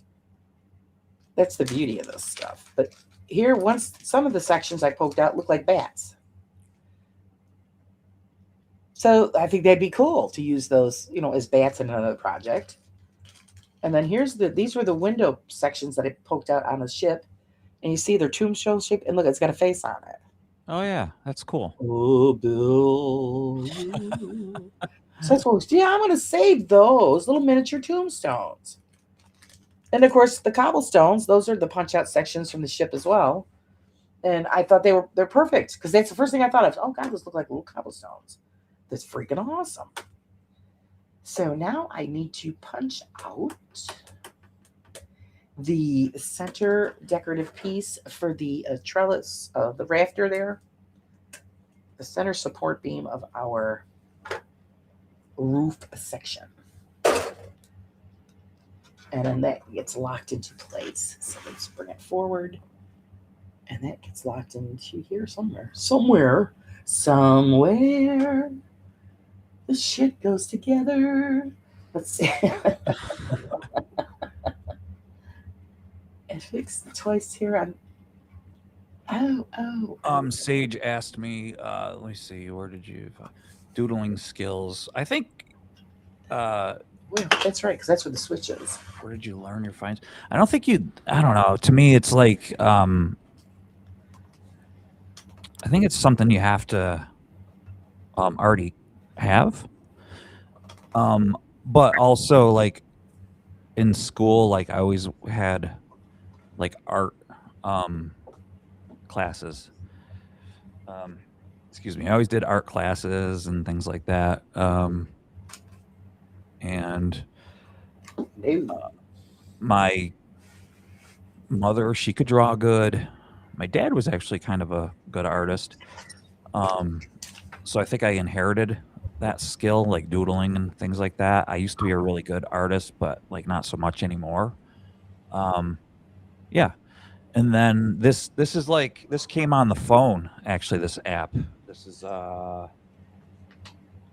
Drawing Assistant. Yeah, that's what this is. So it's pretty cool. Okay, guys, I'm just checking the electrical unit before I seal this thing up. Because this has a touchpad on it, and I have to make sure that this is working before I seal up the roof. So be patient with me. What did she say? She's getting mean. The model, she's punching it. No. Is that what it looks like? Yeah, use why I oughta. So I've got to double check this because according to what this says, this is where the touch pad is on the front right here. And I should be able to, after fixing the PCB, reset the switch twice. Oh, hello. Let's check first. Let's open up the barn door. Because I don't know if this is on. Oh, we didn't have to open up the barn door. Hey, Stunad. Close that back up. Because I forgot the switch is in the front here. And I don't think I have that on. All right, we're going to check.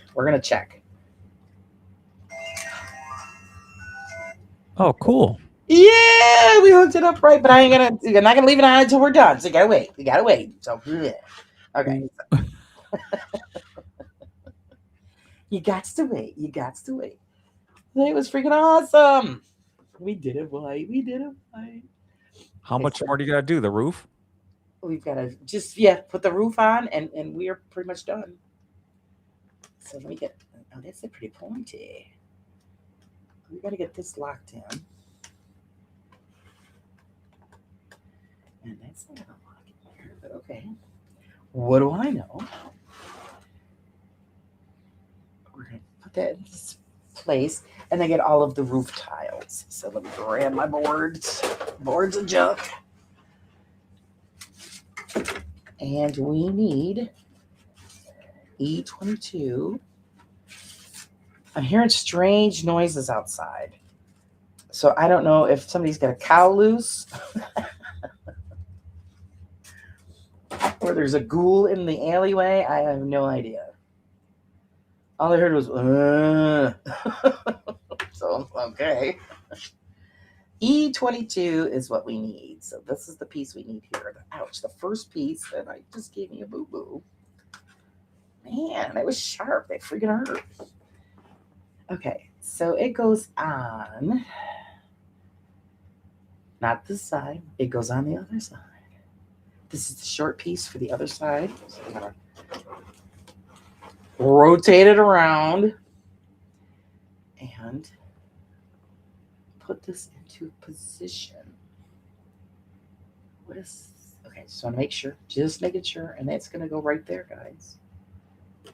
Okay, now I understood what's going on here. So we're going to push this into place after we line it up. You know, without wrecking anything.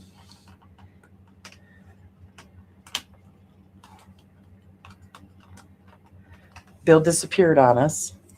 Oh no. I'm here. It's no more doodling. We must be grounded. No. We're grounded. Oh, I hit the camera. My bad. Stay still, you turd. Here, we'll do this. Move that. Move this. So you guys can see what the hey I'm doing. So this is the piece I'm putting in. And I'm going to push that into place.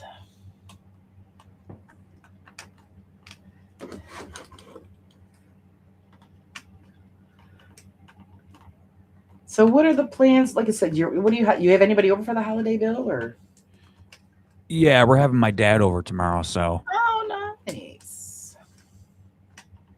That's nice. Nobody else was volunteering to come over? No, it's always just us, so. Oh, that's good. Nice. I'm going to have 12 people here. How many? 12. I don't have any room to push that down with my finger, so I'm using the end of my craft knife as a little mini hammer to push that into place. There we go. Yeah, my niece and her fiance are coming in from Rochester. And then, of course, I've got my sister and her family. And then my son and his girl. And then us. So that's 12. And the kids. So, yeah, good times. Good times. That's what I told them. I said, they're all going to help, or I'm just going to go upstairs. You guys will make your own damn dinner. Yeah, you need to be able to. Well, because I can't concentrate on my mother and cook a meal for 12 people at the same time. And, of course, corral my father. He tries to be helpful, but then sometimes he just, it's like, our dad, just get out of the way. Because me, you know how it is. I'm in the kitchen. I want to do my thing and get out of the way. And when you got like 10 people in the kitchen all standing around staring at you. Yeah, exactly. So then I start putting them all to work. And of course, my niece, my sister's stepdaughter, she's, no, you're going to work too. You eat, you work. So you don't help, you get to sit and watch everybody else eat. It's fair is fair. You know what I mean? Right. I think sometimes people expect things. Well, when they're young like that, they just feel, I never used to have to help before. Well, now you're grown up. Right. You have to contribute. That means either set the table or, mash the potatoes, something, right? I guess we know what happens depending if you're live or not tomorrow. Oh, yeah, no. That's why I'm doing the live tonight, because I figure it's Easter. Nobody wants to. Well, you might want to hang out. I don't know. Yeah, but still, you said you're going to be kind of out of it anyway. Yeah, I'm going to probably be really tired, but, I always give in. I figure, well, I'm getting a little bored, and let me see what everybody's doing. So, who knows? We'll see what happens. But now we just keep putting on these tiles, which I'm loving. I'm loving the color. It's fantastic color. If you can see. Can you see? I'll get rid of that bright light so you guys can see. Move it a little close. Well, actually, here. This is the panel. Can you see? I see it doesn't really show the colors that great, though. They're different shades of purple and stuff mixed together. Really gives the building a lot of character. And the thing is, I'm doing them only a piece at a time at a section because I don't want to mix them up and then have them going in the wrong progression. So I can only do one at a time. If I pop them all out, then I'm screwed because I won't know where they go. And this is the last one on this side. And that's locked in. And then we whirl it around.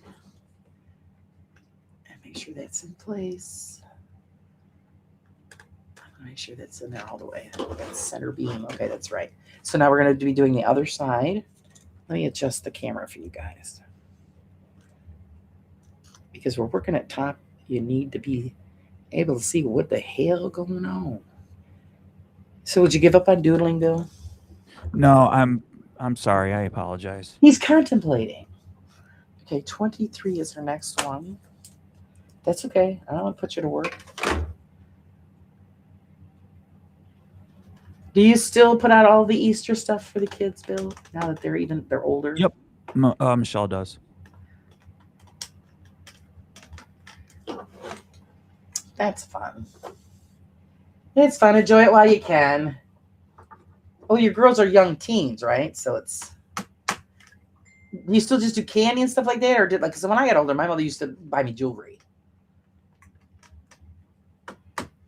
instead of just a big basket of candy. And then, of course, we would do the egg hunts, but it would be money instead of candy. Yeah, they do. She still does a basket for them, and she hides it like behind a chair. You know, like because remember how the Easter bunny like used to hide like candy stuff. Yeah. Yeah. So my wife she'll just hide them really quick, like behind the couch or something. Make them work for it. Hide it in the yard. Well, no, because it's raining usually, so can't hide like an Easter basket, you know. My dad, we used to when we got all older, the kids got older, he would do an egg hunt, and we would make up clues, and you would use the plastic egg, and each eggs would have money in them, and then we had the golden egg, which was a gold-colored big egg, and he would put $100 in it, and then that one was hard to find. He made him work for that one. And there was one year where nobody found it. So they didn't get the $100. But yeah, everybody was after that one. It was funny. Was there really $100 though? Yes, it was. My father put $100 in there. How does where was it? Actually, it was hid under the sink. Oh. And I forgot what the clues were. I mean, he made up all these elaborate, like riddles and clues and stuff, and he made them work for it, which was really funny.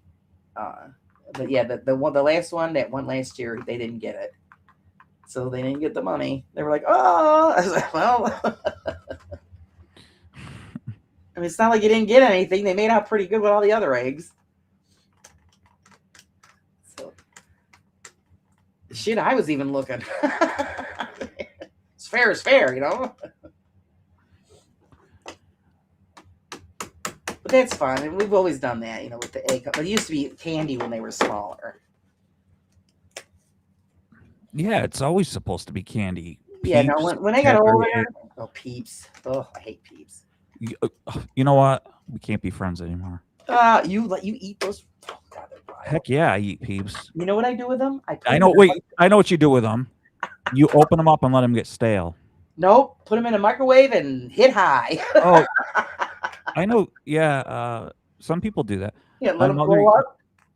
Yeah, my mother used to open them and let them sit for a week and get stale. A lot of people do that, and I never thought of doing that. I didn't care for them.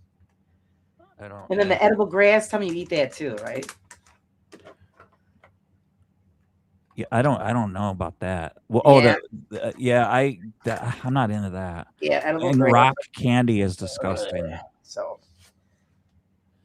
I was never a big fan of Easter candy in the first place. For some reason, it just tasted cheaper during Easter. Well, that's because you got to get the good stuff. Like my father always bought the good stuff. It just didn't taste right to me. What's the stuff that starts with the letter P? That's junk. Palmer is disgusting. I never even heard of it. Yeah, well, that's because when the Easter candy comes out, it's made cheap. Yeah, you're right though. Like Easter bunny stuff, like Yeah. hollow Easter bunnies and stuff, Yeah. they're junk. Yeah. Yeah. Yeah. Was never a fan of that stuff. Yeah. Okay, so now finally our final pieces, I'm assuming, is those decorative archway, because there's our roof. And the decorative arch piece now we have to put on. And I will get those. Yeah, it always tastes cheap to me. Like I said, my father always bought, the good chocolate because he hated cheap chocolate too. So I don't know what it was, but I think that's why my mother started getting the jewelry and stuff for me, because I wasn't eating the chocolate. I just wasn't a fan. So. It's because it's like that fake chocolate, like it's not milk chocolate, Yeah. So she stopped buying, well, I'd only get like one bunny, and the rest of it would be like, Hershey products or Dove products. Yes. Because I'm not a fan of Cadbury eggs. So I'm not either, but there's something about them like I have to have one. I don't know what it is. I think they're too sweet. They are too sweet, but Oof. I don't know what it is. I have to have one. It's just like I think I told you guys how I bought those macaroons, because I never had macaroons. So I'm thinking, okay, I'll have some macaroons to give them a try. Everybody's bragging about them. It was like sucking out of the sugar bowl. Like, you talk about the coconut cookie things? No. This is they're. Oh, that's a macaron. Macaroons are the coconut things. A macaron is what you're talking about.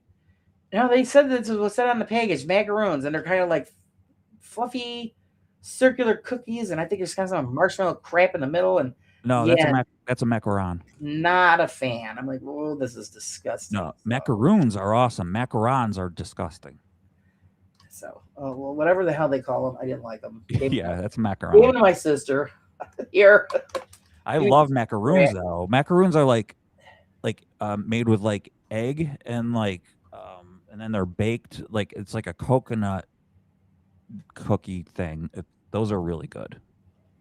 So, I just say, yeah, go ahead. You have those on. I'm not gonna eat that stuff. I mean, I don't mind sweets, but too sweet is overbearing. I think that's why I don't like Peeps. It's just too much. Of course, I'm not a big fan of marshmallow. Oh, yeah, that's probably marshmallow time. When you're having a campfire, I'll have one or two, and that's it. That's my marshmallow. Yeah, that's it for me. So let me look. I can eat like a whole thing of Peeps. Oh, Bill. All right, last thing we got to put on, guys, is the bat. And where is that? Where is the bat? The bat is number 17. So let's find 17. And then we can turn this on. That's pretty cool. And they tell us to glue this on to the front of that eave of the front of the little house. Oh, this is so cute. And we must have scared people away because they're dropping like flies. Oh, really? I don't see. I'm afraid you got some bad ones. So they were just, maybe because they weren't homemade, they were store bought. Maybe that's the difference. Because they were just, oh God. Wait, what? I thought we must have. Would you say that you lost some people? Yes, we're dropping numbers, so then we must be putting people to sleep. Oh, how many we got watching? So 2. 2. There's more than 2. Oh. Okay. So now this is our final touch. Our little bat on the front. And he goes up here. And we'll hold him just for a second or two. This is stinking cute. And then I'll turn it on so you guys can see.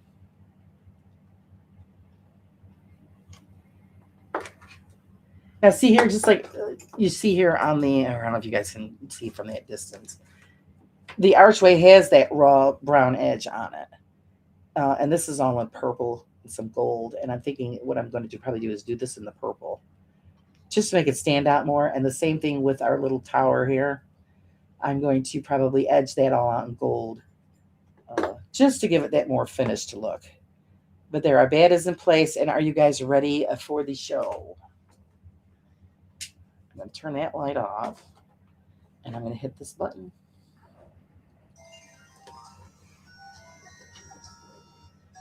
Oh, that's cool. Oh, wait, this is supposed to turn. It's not turning.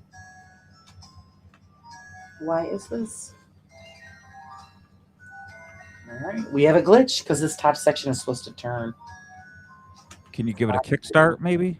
I'm trying. Something stick. Something stuck. Oh, it's not spinning freely like if you tried to spin it? Yeah, it's not turning. But there's our little lamppost lit up. Can you hear the motor trying? Can you hear the music? Yeah, but can you hear the motor trying to spin? No, I don't. Something might be too tight. So I'm probably going to have to take that apart just to see what's going on with it. Oh, what a bummer. It's Aw. Yeah, it's locked up, huh? Yeah, it is. Which won't be a big deal to take this back section off so I can see what's not working. Something's locked up. Can you set it on fire now? It'd be cool. No! All that work? I set it on fire. So, but there it is lit up. Really, really cute. Now, in my opinion, what I would have done, because I love the way that the top of that's lit up. Let me shut this light off so you can see it better. There you go. So now you can see it lit up. It is cute. I'm going to figure out why it's not moving. So once I figure that out, then I'll show you guys later. Probably something on the inner, maybe one of the what the hell I want to call it, sprockets there or whatever. It's probably just not connecting, locked up. But there, to be honest with you, I would add more lights to this. I mean, it is adorable, but I think I would add maybe just a little extra more light inside this room here, so it lights up better. Because right now it's kind of dark in there. I mean, you could see it, but I think I still would add another light to it. But seeing that these are the way that the connections are made up, there's no way I can add a light in there. But that is that, guys. That's so cool. I think it's and I'll awesome. figure out. I'll figure it out. So, Laura, all the ones that you've put together so far, are they all like the same scale?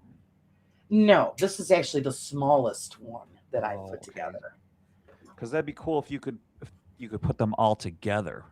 Well, that's what I pretty much. I got like a village going on here. Yeah.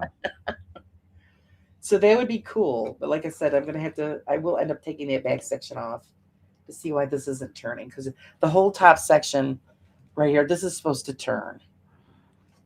And so you guys can see it. So something isn't engaging. So we will figure it out. But otherwise, it's just pretty cool. I hope you guys enjoyed it.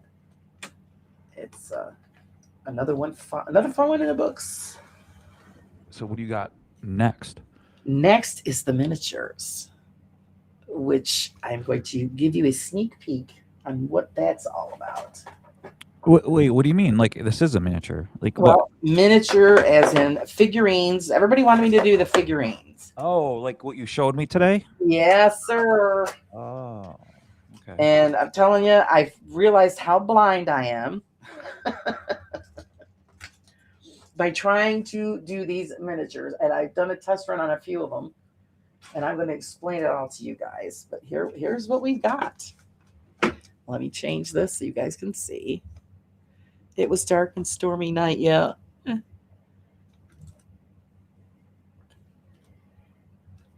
So yeah, I'm a little disappointed that it didn't move, but I'm going to figure that out why it didn't move. Something's not engaging. So there is the miniatures, guys, the miniature figurines. And they ain't kidding when they say miniature. You know, I'm used to doing like ceramics and stuff like that, but holy crap. This is what I started with. Now, they recommend when you do these to prime them. I didn't buy the primer because it's just an extra expense because this isn't going to be a long-term thing with the minis. So I didn't want to spend the money on those. So I used an alternative. But right here you can see the difference on the, can you guys see that? The little mouths? Yeah, that's cool. Oh, perfect. Yeah. I mean, that's just, yeah. I have to use the magnifying glass to paint these because I can't see worth the crap anymore. I think they're resin, Sage. So, yeah, it's a resin based. This one also I didn't use a primer on. I was just playing around to see what I was in for. So if you can get a look at her. Yeah, that's cool. The book, what I did was I used an actual pen and did some scribbling for the words of the book. And originally I did the dog and I don't even know what colors these are supposed to be because I don't follow this stuff. But these are fantasy creatures, so I figured, okay, well, I'll do the dog in like a blue hue. And I didn't like it. So now he's beige. But those two were the ones that I didn't use a primer on. And I noticed that by handling them, the paint comes off easily if you handle them too much. That's the reason for the primer. I didn't use the spray, but they do recommend you could use paint medium. And I couldn't find my jar of medium because it's probably in with my dollhouse stuff, which is in the attic. But you could use Mod Podge. And that's what I used on these next ones. Just a thin layer of it. And I let it set for 24 hours before I applied any paint. Now here's one that I started there where I did this is a lion man. But that's what I did after the paint just went on smoother, more even when the primer's on it. And it's gonna handle better. And then of course after you're finished, you're gonna put a sealant on them to protect them. But here's the little cat wizard. And I did his hat in a cobalt blue and then covered it in a purple glitter. And then his little globe there. So that's the beginning of those. And that's pretty much what I'm going to be working on because you guys asked for it. So I'm going to do it. Did that come in like a 4-pack with those guys? It came in a box this big. I got 15 characters. Oh, wow. So this is the set. Oh, that's neat. Of 15 characters. And that's all you get is the characters. And see, I already had the paints. That's the bonus. I already had all the paints. This is the newest set I got. It doesn't have all the colors, though. So I had to dig into the old stash of some other colors. And anything that is a bronze or a silver, I'm going to have to get those colors or find another way to come up with it because I really don't want to add more to the expense. I do have this here, which this stuff's old, but it works great. This is from ceramics. And this is it's a compound that you rub on whatever you're making. Like this one here, the mouse, I'm going to do on his needle sword. You're going to take this with a brush, and I use an old shit brush. You're going to rub it on this compound and then rub it on the needle part. And as you do that, see, this is what it looks like on the inside. You're going to rub it on there, and then it'll make that shiny silver. Really cool stuff. Kind of like the polishing compound that we'd use at the lab, Bill. Oh, okay, yeah. That's pretty much what this is like.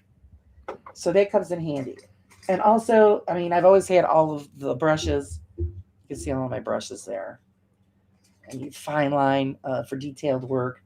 The collection here, any brush you can think of, I've got because of all the stuff that I do. So that comes in handy. It wasn't an added expense. So I didn't mind, doing the miniature collection for everybody. And this is my first time with these. So yeah, my husband looks at me and just shakes his head. So Why? Because it's so small. I mean, the detail is amazing on these. It really is. So without the magnifying light, forget it. I could see the stuff, but for me to paint it with a fine tip, it's not going to happen. unless I Yeah. magnify it, because otherwise, yeah, it's just going to look like total crap. So that's the beginning of that. And we will dive into that in more detail next Sunday. What I just want to do is actually just sit here for a little bit and chew the fat with everybody, get caught up on what we missed in chat, and go from there. Let's see. I move them around so I can see what everybody's saying. Quote to Laura, you asked for it. Yeah, they asked. I said I'd do it. You also have paints instead of spray paint. Yes, because I don't have an airbrush, which I always wanted to get one. I've never gotten one. It probably would be okay, but I prefer to do it by hand, because I don't know. I just prefer to do it by hand. Airbrushing something like this would be just Yeah. Plus, you'd have to swap out all the colors all the time. yeah, and the blending of colors. Yeah. And like I said, I don't know what they are supposed to be colored. It's a fantasy group. I'm going to paint them whatever color I want. So Right. it's not like I play the game, and what I'll end up using them for is just to decorate the miniature city that I got going on. Right.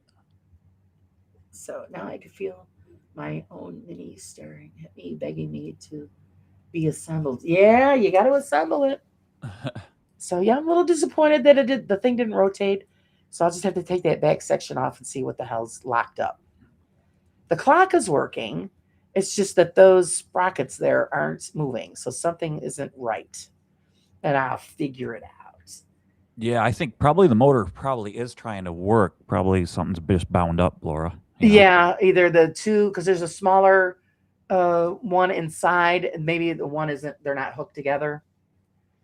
So I'll figure it out. Not a big deal. I'll get it working, and then I'll show you guys. But that is the smallest of all of them. That was the most expensive of all of them. But definitely worth the build, because it was a quick build and it went together beautifully. So I really can't say enough about it. And I also will add probably more moss to the cobblestone sections, just to fill them in a little better. But I like it. It's really cute. It really is cute. And then I'm looking forward to the new one that's coming. I think you guys, and it goes along with the same theme, Gothic style. So that'll be fun too. But let's see what everybody's saying. That's a fun wizard, Bill. Bill, are you thinking of separating your Musk? Music. It says Musk from your automotive channel. Yeah, she meant music. Yeah, I was mentioning it on the live show today how I was going to start another channel. I just the problem is, it's not a problem. It's very trivial. It's first world problems, I guess you'd say. Just trying to come up with another name for a new channel, and then starting from ground zero, because exactly. The whole idea is wanting to do a live show. You need 50 subscribers. So I would need everybody's help right away. So did they change that, or because I remember when I first went live, I didn't have 50 subscribers. Yeah, you have to have 50. All I did was they did have it on there, 50 subscribers, or you have to prove your identity. No, it's 50. And that's what I did. I sent a photograph of my driver's license, and that was it. I was qualified to go live automatically. I don't know, but I mean, from Look what it's 50 subscribers. You have to have a 50 subscriber minimum to go live. Right. And it was that way when I first started too. But if you could prove your identity, then they would skip that part. Oh, I don't know. Maybe. Check. I mean, I'll try that, but I mean, I don't think 50 would be all that hard when I start making content, because I want it to be content driven as well as doing live shows, so that it shouldn't be an issue. But it kind of sucks to have to wait, but yeah, because who knows how long it would take to even grow to get 50 subscribers. I don't want to have to say, hey guys, can you please sub to me? Like, I want to do it on my own. Like, I mean, I don't know, I appreciate help, but like, yeah, but I think everybody that you got now will just jump over to that other side too. Yeah, that's true, but like, I don't know. It's It just, but I tell you, like the hardest part right now, to be honest with you, is thinking of a stupid name, and Oh yeah. the names I'm coming up with are stupid, and like I just I don't know. Like Jimmy had a good name, but I want to separate like Guitar Breeders and Coffee. Right. I thought was fantastic, and it's a great, fantastic name. I love it. But the problem is like, and for like a split second, like a couple days ago, I was like, you know what, I think I just might use that. I'm just gonna go ahead and use it. But then I was like, yeah, but you want to separate cars from the guitars. Right. And if somebody was like, what the hell does that have to do with guitars? Like what? Well, my other channel's Carburetors and Coffee. And if I want to separate the two, then I have to separate the two. I can't. Right. I How about can't. strings and coffee beans? But if I do that, like people don't know what the hell that means. Yeah, that's the problem. Like I That's have why to. I didn't want to do another channel. I figured, separate days for separate stuff.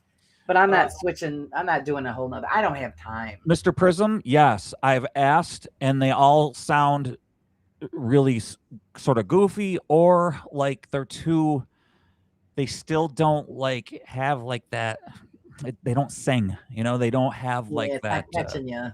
Yeah, it's just some are kind of like too.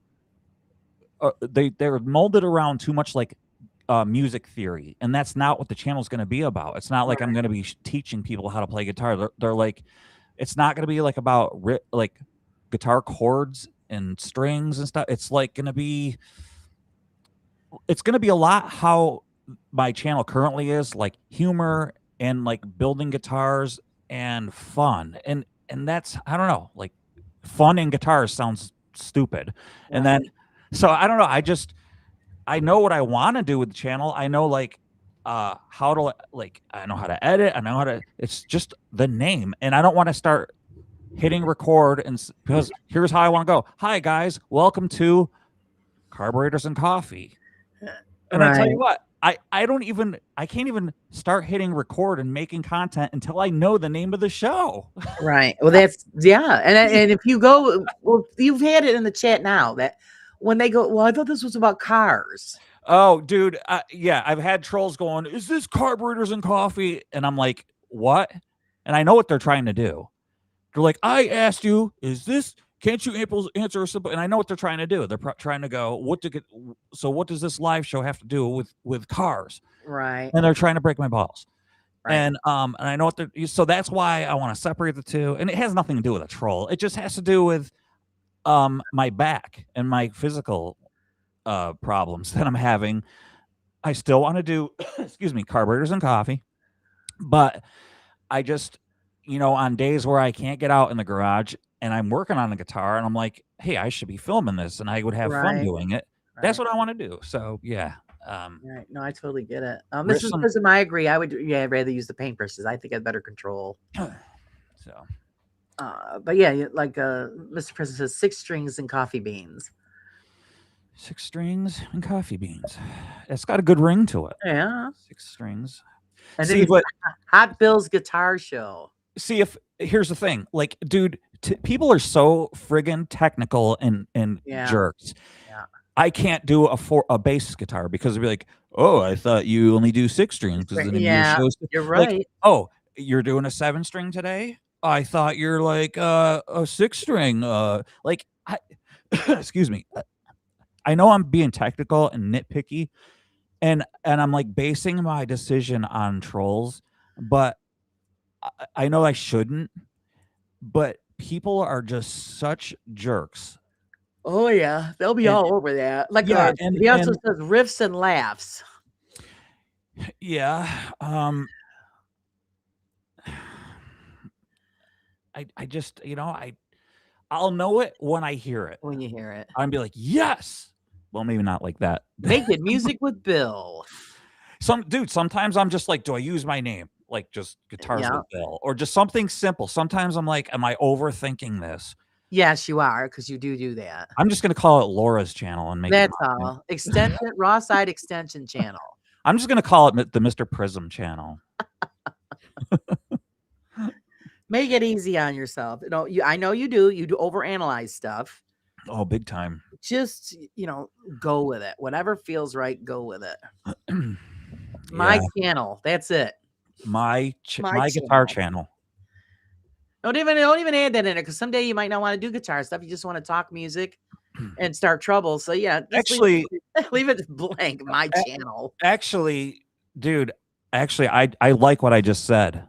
My What? guitar channel. There you go. I kind of like that.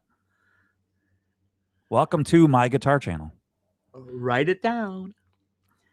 That's just you write down the three best ones that you like, and then you just pick. Raw guitars. Hey, there you go. I kind of like, but you know what? I'm gonna type that in on YouTube and it's gonna be like somebody has that already. Taken. And see, it doesn't even have to have guitars in it, because then you're locking yourself in. You know. I know, but I want it to. That's the thing. Okay. Yeah, right, I know. I get it, but it's like I have to have guitars in there. Raw side guitars. There you go. I kind of dig that, but then it's like it sounds kind of cool. I like raw side guitars. Well, yeah, because not for nothing, if you're going to show how to create one, because nobody's ever, I've never seen that anybody make one by hand. So that's a process I would really like to see. So What did I say before? My guitar show? Yeah, my guitar show. All right, I'm writing that down. I'm calling it me and Mr. Prism's guitar show. Well, you got to add the misses too. So the prisms. Oh yeah. All right, here it is. Me and Mr. Prism and Ross Side and Mrs. Prism's guitar show. Do you think YouTube has that one taken? I don't think it would. No. All right. How many people, Laura? Even though I don't play anymore, but hey, I'm game. Put me in. I know there's only 2 people watching on my side of the channel. How many people are watching on your side now? 13. Nobody. No, I got 13 over here. Okay. So people are like, all right. This I don't know why sucks, she's inviting. Man, no. I don't know why she's inviting Bill on anymore. But like, I'm not watching. Hey, my channel, my rules. So, Bill's the entertainment while I'm screwing around with the little wooden house. Yeah, that's true. With trying to make the motor work. Yeah, I got to figure that out. That's gonna drive me nuts. I won't go to bed until I figure it out. Yeah. We'll keep you posted on that, folks. But yeah, Mrs. Prism's right. Sometimes it can be very simple. Yeah, just go simple. Because I went through that when I was thinking about, doing the name for my show, and then I thought for nothing. Well, it's Raw stands for something.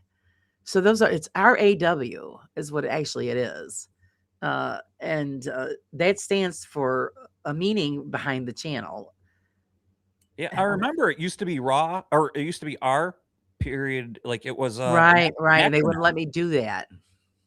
Yeah, it was an acronym. Yeah, so they wouldn't let me do that, and of course that was the big thing. Oh, what does that stand for? Because I think I had a contest one time, somebody could figure out what it stand for.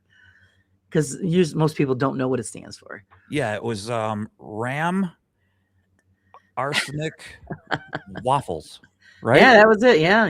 Yeah, in that I remember, like it was a cooking show, right? Yeah, that was it. Yeah, used to make poisonous waffles. Yeah, that's what it was. Raw arsenic waffles. Let's see, Laura, I'm gonna link you a video of the guy building an acoustic guitar. It's an amazing one. Oh, cool. Or just put it in. You can put it in the Discord, Mr. Prism. And now that's something I'll never understand is how somebody can make an acoustic guitar. Like electric guitars, yeah, you could cut wood and stuff, but acoustics, that's crazy watching somebody build those. Yeah, it's definitely something. Yeah. Mrs. Prism says, but the Mr. plays guitar. I just judge them on their looks. Yeah, hey, that's okay. Do you know there's collectors out there that collect, high-end guitars, and they can't play a lick, and I don't think that that's such a big deal, because there's people that buy high-end guitars and right. Or cars. Did I say car? They buy high-end cars and they don't drive them, but they collect them to accrue value. Right. And then there's people that buy high-end guitars to accrue value, and I don't think there's anything wrong with that. So no, it's an expensive hobby. Yeah. So Anything that's worth anything is an expensive hobby. You're right, Pinky. Yeah, those raw waffles are dangerous. yeah, especially the arsenic that with the heavy metal. Actually, what it stands for is real and wild paranormal. Because I don't edit, so what you're seeing is it's raw and it's real and it's sometimes it's wild. So there you go, raw side. Yeah. It's the the real side of what I'm doing. And yeah, I probably would be genius at editing if I put any effort into it. And I'm not saying it just, to blow smoke up my own ass. It's just that I don't have time. When I did it for that one little short little video for Christmas time, I'm thinking, and I used to think that Bill's crazy, hours upon hours. And would you get a 20-minute video? I don't think Dude, so. no, like some of them are too long. Like, like they're like freaking movies and Yeah. nobody watches them. Too long. And that's the other thing too. I think they're gonna be more of a raw deal on but I say that, but I'm gonna be like, I can't do this without. I say that I'm gonna make it a lot less edited versions on this newer channel, but there's gonna be a part of me that's like, you can't put this out like this. But Yeah, I really because you're critiquing it so much, and I know. And Mrs. Prism, she said, I'm not going to go back to it, but about being simple. I've written some of the best music, some of the best stuff I've ever written, music wise, right, has come out where I hit record, went on my drum kit, played the drums, went onto my guitars, played the guitars, then had my buddy sing the track, and took one take wonders, one and dones. And the song came out amazing because it was so simple. It was just like, I didn't care. I was like, if I screw up, I don't care because I'm not going to show anybody this song. The song came out so good. Then I've written other songs where they were so technical, where I would put acoustic bits into it, these really intricate parts. Yeah. And it was so over technical and analytical and everything like that. And the song came out like crap. I hated the song. By the time I was done with it, I played it so many times. I hated it. Yeah. And I don't listen to them to this day, but those simple, easy songs I love. And people always say, I love that one song that you did. And I'm like, dude, it took me like 20 minutes to write that song. Hey, you've seen it actually in the music industry. Some of the best songs out there were made in an afternoon. Yes. Yeah, absolutely. Yep. That's it. They just sat down, threw it out there, and they're hits to this day. Yes, Mr. Prism, you can put it in, promote yourself. It's fine. But that's why, and I've had words, with Bill about that. I said, you're overdoing it, because I know he wants it to be perfect. I know how Bill wants it. I understand what he's going for, but you're doing all that work, and how many views are you getting? Yeah, you're killing yourself for something somebody just wants to check it out and go on their way. So I had Aaron come over, a friend of ours, everybody, just so you know, a mutual friend of ours, this guy named Aaron, come over, and I was working on a Porsche 944 in my garage, and I hadn't driven it in 5 years. I was working on it. I did paint to it, and there was a few things left I needed to do. And he came into my garage and he said, "Why aren't you driving this?" I said, "Because it's not finished yet." He goes, "It looks finished to me." I said, "Well, there's just a few things that I have to do to it. It's just not ready yet." And he's like, "I don't understand what's wrong with this car." He's like, "It runs, everything's perfect on it." I'm like, "Well, you see this right here, this needs to be done." He's like, looked at me and he's like, "Dude, you're insane." I'm like, "Why?" He's like, "There's nothing wrong with this car. Why aren't you driving it?" He's like, "Well," he goes, "Dude, I'm coming over this weekend. We're finishing this car." There was like very little to be done with it. And I was just procrastinating because it wasn't good enough for me. It wasn't, you set the bar too high. There was just way too much that needed to be done. He came over and we finished the car. To me, it wasn't finished, but he was like, "Dude, you're insane." So I remember I put the car on the road. We went for our first drive. Aaron was in the passenger seat, and I finally was driving my dream car as a little kid, my Porsche. Right. And I looked over at him and I said, "I want to thank you for this." I said, "This car, I don't think would ever be done if you didn't push me to do this." He goes, "Dude, I didn't do anything. You had it done. Right. All I did was tell you that it was done." Yeah, pretty much. He goes, "You had it done. There was nothing really that we had to do to it. I don't understand what." I'm like, "Dude, I don't know. I don't know what my issue is." Because you were expecting something else and it was already achieved. You just didn't see it. I expect perfection, and I Yeah. expect perfection from me, and yeah. Yeah. I don't expect perfection from anybody else but me. Yeah, no, you can't do that. And Yeah. there's no such thing as perfect. Because perfect is different in everybody's eyes. I don't know. You know, when I do my live shows, Laura, you even say, I always say when I'm done, yeah, I screwed that up.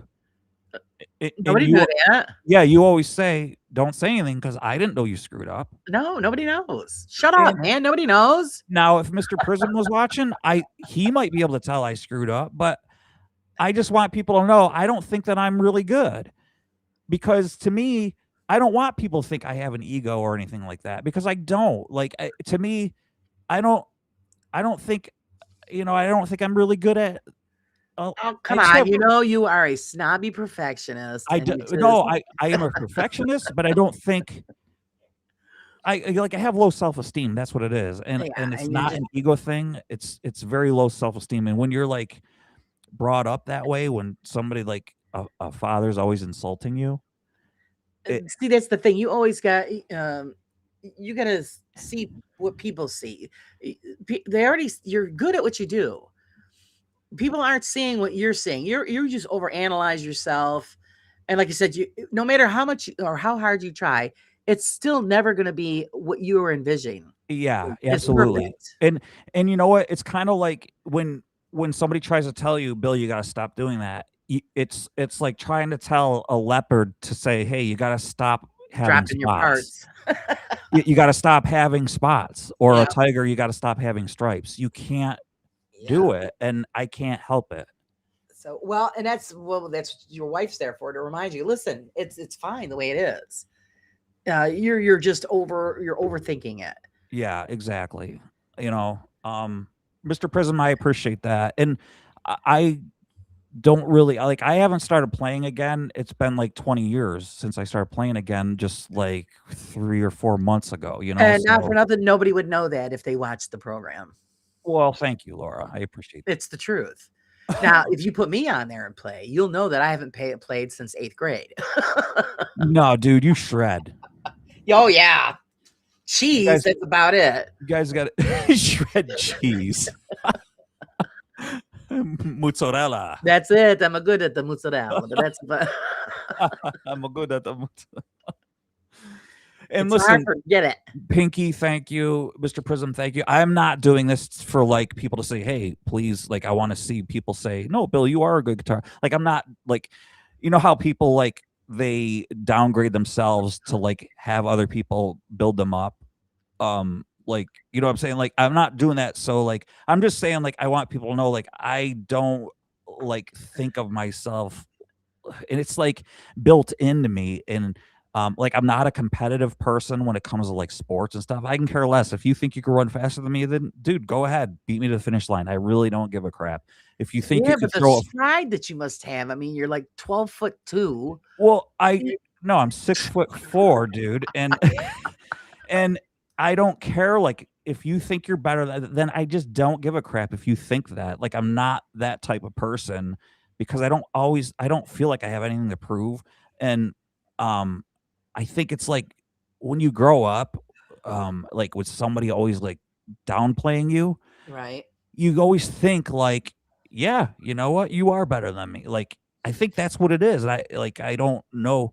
I've actually had these chats with Copilot to figure out why am I like the way I am, Because that's what you were conditioned to believe. Yeah, absolutely. And That's actually, totally on your parents. Totally. yeah, absolutely. And I was never like, because you and I, Laura, I don't know how it was in your house, but like if if you had a bad day at school, like I came home and like I wasn't able to talk about it. Like I didn't, like if you got bullied in the 70s and 80s in school, you didn't come home and say like Johnny bullied me. You went in your room and like I would doodle and draw and like escape from like reality. Like I I don't know why we're getting on this I'm getting on this subject, but that's just kind of the way it was. So I was like talking to Copilot about this stuff, and that's what I like about Copilot, man. It's like actually talking to like a real person. Bill's do- little friend. I was doing it in front of my wife, and I like looked over at her, and I was like, my eyes were like super wide, like saucers. I couldn't believe how amazing it, because I was asking it things that I knew the answers to, Right. and couldn't believe how smart it was. It was freaking amazing. I gotta play with that stupid thing. Yeah, it was freaking crazy. Like, I asked about like a cutter. You know what a cutter is?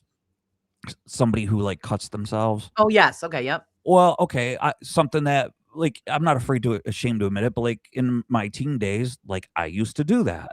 I used to be a cutter, Oh, and ew. I asked why. I kind of think I know why I used to do Right. that, and he I say he because that's the voice I have on it. Yeah. It said because if you're not used to talking to anybody to like tell somebody to talk about your pains during the day or during life or whatever, you don't have a release. Basically, talk to your parents about like, hey, I had a bad day or anything. Right. That's what you do to relieve your pains of the day and stuff like that. Yeah. And I was like, holy crap, this is crazy. This is exactly what I was thinking. So yeah, like I wasn't like super heavy into it, but yeah, it's just crazy. Interesting. I actually had a niece that started doing that. And I said, you do that one more time, I'm gonna kick your ass. I said, you know that you could more than talk to us anytime, any day, night, whenever. Yeah. And thank God she stopped. But yeah. Well, it's good to know that like that she was able to like let somebody see it, because like I would wear like long sleeves so that they didn't Oh see yeah, she had it too. And and I spotted it and I'm thinking, all right. And I didn't do it out in front of everybody. Yeah. I just pulled her off to the side. I said, you explain this. And she explained it to me. And I says, you know that you could call your uncle and I anytime, day or night. Doing this doesn't do anything for you. It's not a resolution to your problems, because she was being bullied and stuff. Yeah. And that's sad. so yeah, anytime that there was an issue, she'd call and we'd answer and we'd talk for hours. And Yeah. so thank God that we were able to help her out. But because let's say her father was a truck driver, so he was on the road all the time. Yep. And her mother was working double shifts at the hospital. So she was pretty much on her own. Yeah, it's sad. That's kind of the way it was for me too, but like it's I'm sorry, I didn't mean to like turn this into like a Debbie Downer thing, but like it's more of like a positive thing for me. Like actually, letting you know that you don't suck. Well, yeah, and dude, I was like telling like my wife, I was saying to my wife, I'm glad that it's the burden has been put on me, because for my children, the mistakes that my parents made, Right. I don't shelter my kids, but I watch my tongue. I watch what I say to my kids. Yep. Because of when you insult somebody and dress it up as a joke to like a child or anybody, it can really hurt them. Sure it can. And so like I never say anything to my children jokingly to hurt their feelings. Right. And then go, I was just kidding around, because it sticks with you forever. Sure it does. Because that's especially the littlest things, like, oh, you're stupid. That burns in. Yeah, absolutely. My father used to do it to me all the time, and he still does it. And I've said things to him, Dad, please stop it. And then you're like I told you before, you're a grown man. You have to tell him, no, you're crossing a line now. I'm not a 15-year-old. You know what? And I've done that with him, Laura, and he can't help it, because that's what happened to him, Bill. Yep. He was the class clown, and like it's gone away for like a month or two, but then he starts all over again. And then, so you know what? He's 82 years old. How am I going to stop that? You're not going. Well, you just remind him. Say, hey, remember we had this conversation? No, don't talk to me that way. You know what, Laura? It ain't gonna happen. He's hardened. It ain't gonna happen. I mean, it's I have sad lucky. I grew up great. My parents were great. Yeah. Even though my dad worked a lot in the same way, we always did things together. My father taught me everything I know. He taught me, from construction work to just basic things around the house. My mother, same thing. Taught me everything that I know. Always there, loving, caring. So I had very great parents. They were never, and if anything ever happened, they were always there to listen. So if I had a problem at school, I would tell them, and then they would either take care of it or talk to me about it. Yeah. So in that aspect, I was very lucky. And then my husband grew up with kind of shit like that. My husband's dad was an alcoholic for a lot of years. My mother-in-law, a very selfish woman. So my husband was pretty much on his own. But we have to say that we're very proud of how we raised our son, because our son's a great kid. I can't say kid, he's a guy. I think we did really well with him because we let him know that he was important. The things that he does in life are important. We just taught him to be a responsible adult and never took abusive manners with him. Yep, Laura, that's the thing too. I've never listen. Like, I'm not saying like I was like beat or anything. I was like I But the was. verbal abuse is just as bad. Laura, it was way worse. That was way worse than like my father hitting me with a belt and my mother hitting me with a yardstick or the broomstick or Right. the spaghetti sauce wooden spoon. Like what was I gonna say? Oh gosh, I'm sorry. I was reading the chat. I I like was it. reading. Don't fret, drink coffee with Bill. I like that. Oh, I like that too.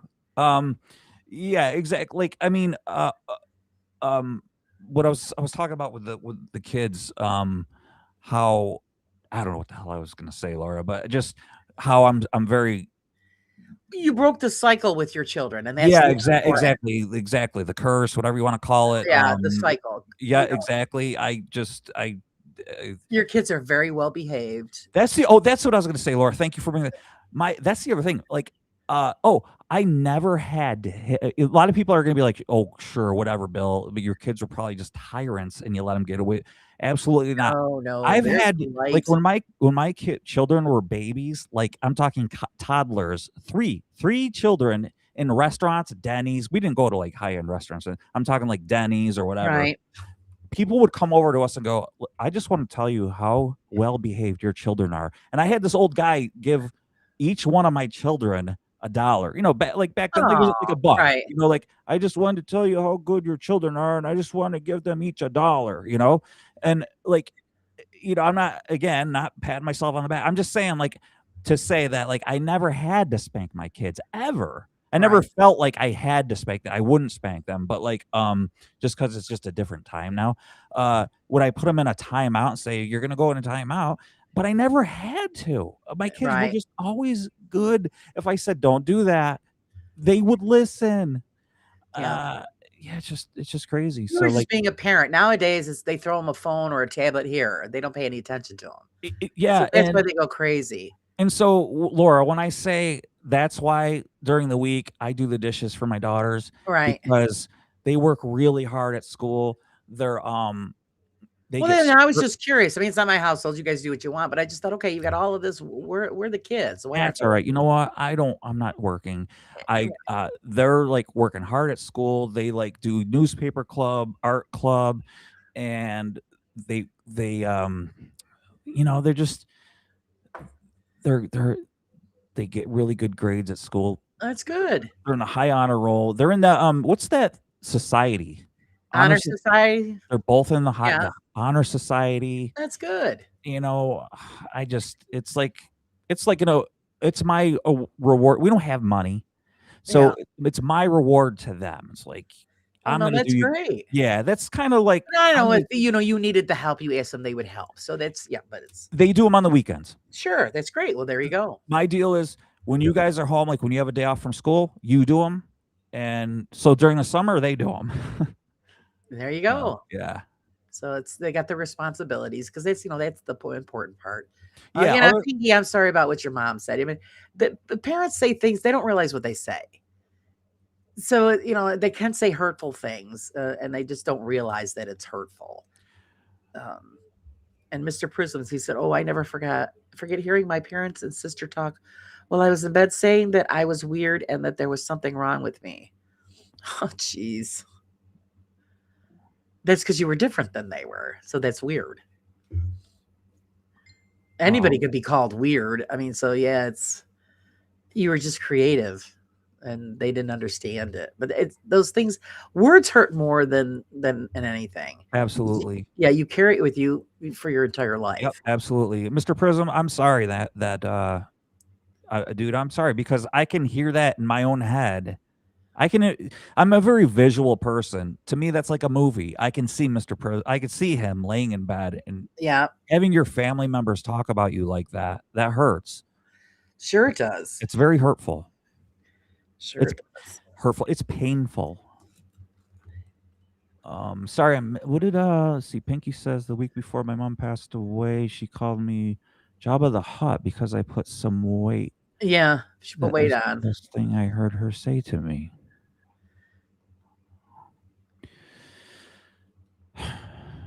Yeah. Well, turned out I'm gifted. That's right, you are. So see, not weird, just talented. So and then also you take into account that you got to think of how they were raised. So they were probably raised that same way, and that cycle it's a vicious cycle. So that's what I'm saying. Bill broke that cycle because his kids are great kids. You know, I'm very upfront and I'm honest and talk to them about it too. I talk to them about the way I was raised versus the Sure. way I want to raise them. And I talk to them about how if I ever make a mistake, please call me out on it too. I lose my temper too, and I might I might swear or something, and like once in a great while, I might And they'll be shocked, like, what did Dad just say? yeah, I might lose it, What? But See, that's why I was afterward, gonna remind when I go to your house because I let the swear words come out, but they're not bad. I don't do it all that much, but like when I've got George with me, I said, remember, watch your mouth. We're going to Bill's, watch your mouth. yeah, Because we yeah, at George don't think of that because we don't have any little ones here. When George, when the kids were little, George wouldn't say this, but now he's older, it just comes out and he forgets. yeah, especially when you do it all the time, it's on autopilot, and you've ever. That's what it is. And see, we grew up in the fuck you generation. Yeah, Me and my husband. That was a common word everybody said, the F word. So, when you're getting excited or you're mad about something, it comes right out. yeah, And you're like, oop, sorry. yeah, You know that, I'm really pissed off when that word comes out. yeah, exactly. And that's why I heckle, you, Bill, when, I know when you're in the garage and I'm like, oh, here it comes, but he doesn't do it. Oh, dude, I was editing yesterday. I'm editing let me see this Subaru wheel bearing and rear brakes video, which Right. it's snowing, and I'm like, it's snowing in that video. Here's how behind I am. It was like probably December in this video or February or something like that. And I'm like, great, I'm gonna put this video out, and there's no more snow on the ground. This is just the continuity of my videos is sucky. So I'm biatching about the snow, and I'm like, here we are, and here it is snowing, and like everybody's gonna be watching this video. There's no snow anymore, and I'm like, this sucks. I gotta like really get up on my continuity. But anyways, and in the outtake that I'm going, you mother effer, and I'm like, it's pretty bad. Like I'm like, I know. when I'm out there by myself, like it'd be great to have like video cameras running all the time, and like That's why I like the bloopers. I tell him, come on, embrace the mother effer. yeah, it's pretty bad. And then when I'm doing like like a monologue of some sort, like, hi everybody, today Right. we're working on this my 2010 Saab Outback or Subaru Outback, and we're Right. gonna be doing brakes, and then like I screw up, and I'm like, mother, and I'm like, I lose it because I just want to get through it and get working on the car, but I have to do the whole monologue of what I'm Right. and I screw up, or the compressor kicked on, and it like interrupt. I was like getting through it. I'm like, and in my head, I'm thinking, yes, this one's going good. And then the compressor kicked on and it interrupted me, and I'm like, you motherfucker! I was like, what the fuck? Yeah, and I'm like, shut up! I'm like, yeah, and I'm Hey like, Tom, welcome in. jeez, hey, No, Pop, I do that. As I say, sometimes I'll video when I'm putting stuff together, or if I'm like when I was the other day, something come apart on the house. So I was trying to fix it, and I had to take like that whole cylinder column section apart, yeah, put it back together. Yeah, there was some swearing. because I was trying. I need 3 hands, and it wasn't working. Right. And I'd put one end together, and the other end would pop out, and then it would keep. I'm like, you mother. Yeah. Well, see, I don't like it because not only when I'm by myself, I don't like it. Not only when I'm in front of anybody, I don't like it. But when I'm by myself, I don't like it because, like, as a person, I don't want to degrade myself. I know this is like people are probably rolling their eyes, but like, listen, I like, this about me, Laura. Like, I'm a Christian, and I don't want to like. This is just a belief that I have. Anybody that doesn't believe it, that's fine. But this is just the way I feel. Like, I don't think that I should be swearing. So, like, when I swear, it's like I'm like not doing myself any good by doing it, and I don't like it. So, like, when I'm like now, like I'm sitting in my chair in front of my computer. I'm not upset. I'm not like everything's cool. I'm drinking my coffee. Now I'm like watching myself working on the car, and I'm watching myself lose it, going Right. and I'm like, oh, dude, you gotta stop. I'm like, it's like I'm watching somebody else. I'm not watching me. I'm watching this lunatic. You're human. I know I'm human, but comes out. I understand I'm human, but you have to understand I don't like it. I do. I ask for forgiveness, and I'm not saying it makes it okay. I'm just saying, like, every time I'm like, all right, God, please forgive me. I'm sorry. It's just like, oh man, it's just funny though. Like, I'll say that when I catch myself, because a lot of people, you're talking about judgment. I always try not to judge people. And then when I catch myself doing it, I think, what are you doing? And I say, oh, I'm sorry, Lord. It's because it's not my place to judge. And I try not to do it. And I also, part of my prayers is patience. Even though you guys see me do this, you say, oh, you must have the patience of Job. No, not always. Not always. And as I please, God, just give me the patience. Give me the patience.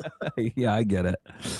Yeah, I get it. And my husband really plays on my strings sometimes. I love him to death, but there's just some times where I would just like to.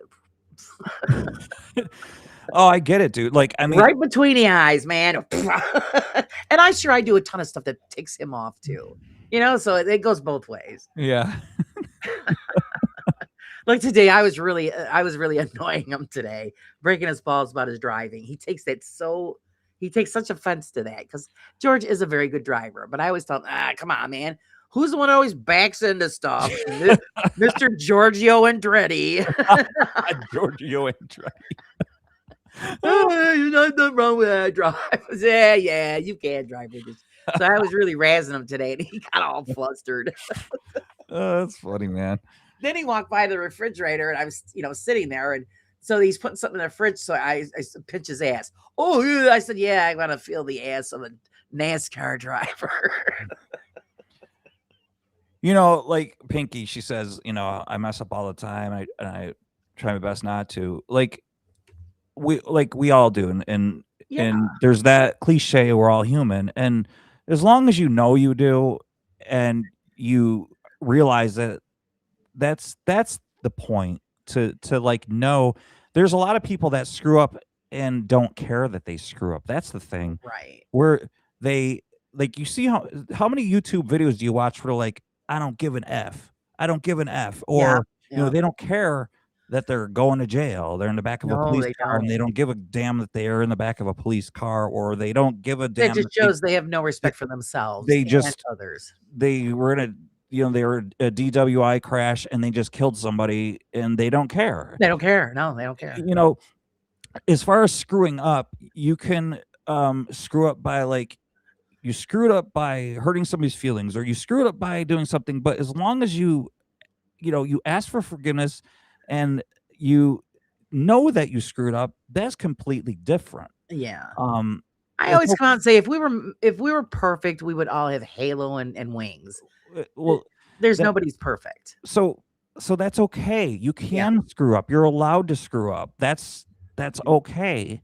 That's human. And you have that. There's this built-in thing in the human spirit where it goes, hey, you know what? You screwed up. Either, go to that person and ask for that forgiveness or whatever. And that's the part that is the good part. Yeah, exactly, Laura. That's the part that counts. That's the way that I feel about it, So if you're willing to atone for the mess up, that's great. But it's perfect word, Laura. None of us are perfect. None of us. No. I said, lucky my husband is a patient man. He puts up with me. So I'm saying, like, I'm sure there's a ton of things that I do that my husband would like to knock me out. But, I'm not a nagger, but when I want something done, I want it done. And my husband procrastinates. Well, So, and I'll say, well, gee, we got hit all day here and it still ain't done. And he gives me this look. I said, but how was that nap? That power nap was good, wasn't it? Pinky, same here. Like my wife does things to irritate me, but there's a crap load of stuff that I do to my wife that she is so patient and so good to me. Like He's patient. Okay, like my medications, like I'm on 8 billion different medications. Okay. Somehow they keep appearing in my medication tote. They still they appear there. And I have this thing that I do. Like I take the medication bottle when they get low. Right. I put them on the counter upside down to signify that I'm getting low in this medication. Well, like 2 days later, there's a new prescription bottle of it. Right. Like things like that my wife puts up with me with, and like, hey honey, I'm getting low on deodorant. Hey honey, I'm getting low on coffee. Hey, this, that. And mysteriously, the coffee appears back in the refrigerator. Yeah, she takes care of you. So hey honey, I'm getting low on coffee filters. So you're spoiled just like my husband is. I just got a text just now. Do you need coffee? Oh, yeah, tell her yes, I do. I did. Brat. So yeah. Never nothing, guys. Michelle is a saint. But that was funny because Bill, we were talking about this before about swearing in the saint. And he goes, well, no, Michelle's never said the F word. I said, come on.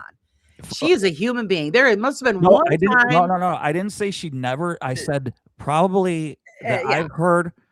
I think it's gone up to maybe 6 times that she said the F word. That I've heard her say it maybe 6 times that I've been with her. We've been together for about 25 years now. All right. Now tell him why she said the F word. Well, because of me. Because of Bill. Only because of me. So the tether has snapped and that's it. You get out of the way when Michelle says that word. Yeah. Oh, Mr. Prism, I was just about to ask, is Mrs. Prism in here? And yes, she is. Yes, she is. She's watching. But I know, and it's because I know Michelle doesn't even say shit. So no. Yeah, when she says the F-bomb, Bill's crossed the line. Yeah. So the biggest pet peeve of any swear word to me is the Lord's name in vain, right. Those ones I can't stand. Or GD it or anything like that. I've had those slip out too. Yeah, I can't stand those. Those. Yeah. It happens. Sage says, growing up, one of my cousins was the most narcissistic person I have ever seen. It made me realize I did not want to be like her. Yeah, I've been around a lot of narcissistic people. Those type of people you just sit and listen to and sort of have that smirk and let them talk. Oh, well, I have an uncle that's that way, and he tried to rule the roost here, and boy, talk about a fight. Oh, yeah. I put him in his place. I said, oh, no, you don't. Because no matter what I did, I didn't do enough for my parents. Stuff around the house wasn't enough for him. Really? Oh, yeah. Boy, yeah. I didn't tell you about that. Huge, huge fight. And that's when a lot of the swear words come out. And I just, because he's a narcissist. And I said, no, you're not going to come here and micromanage my house. No. You go take care of your own stuff.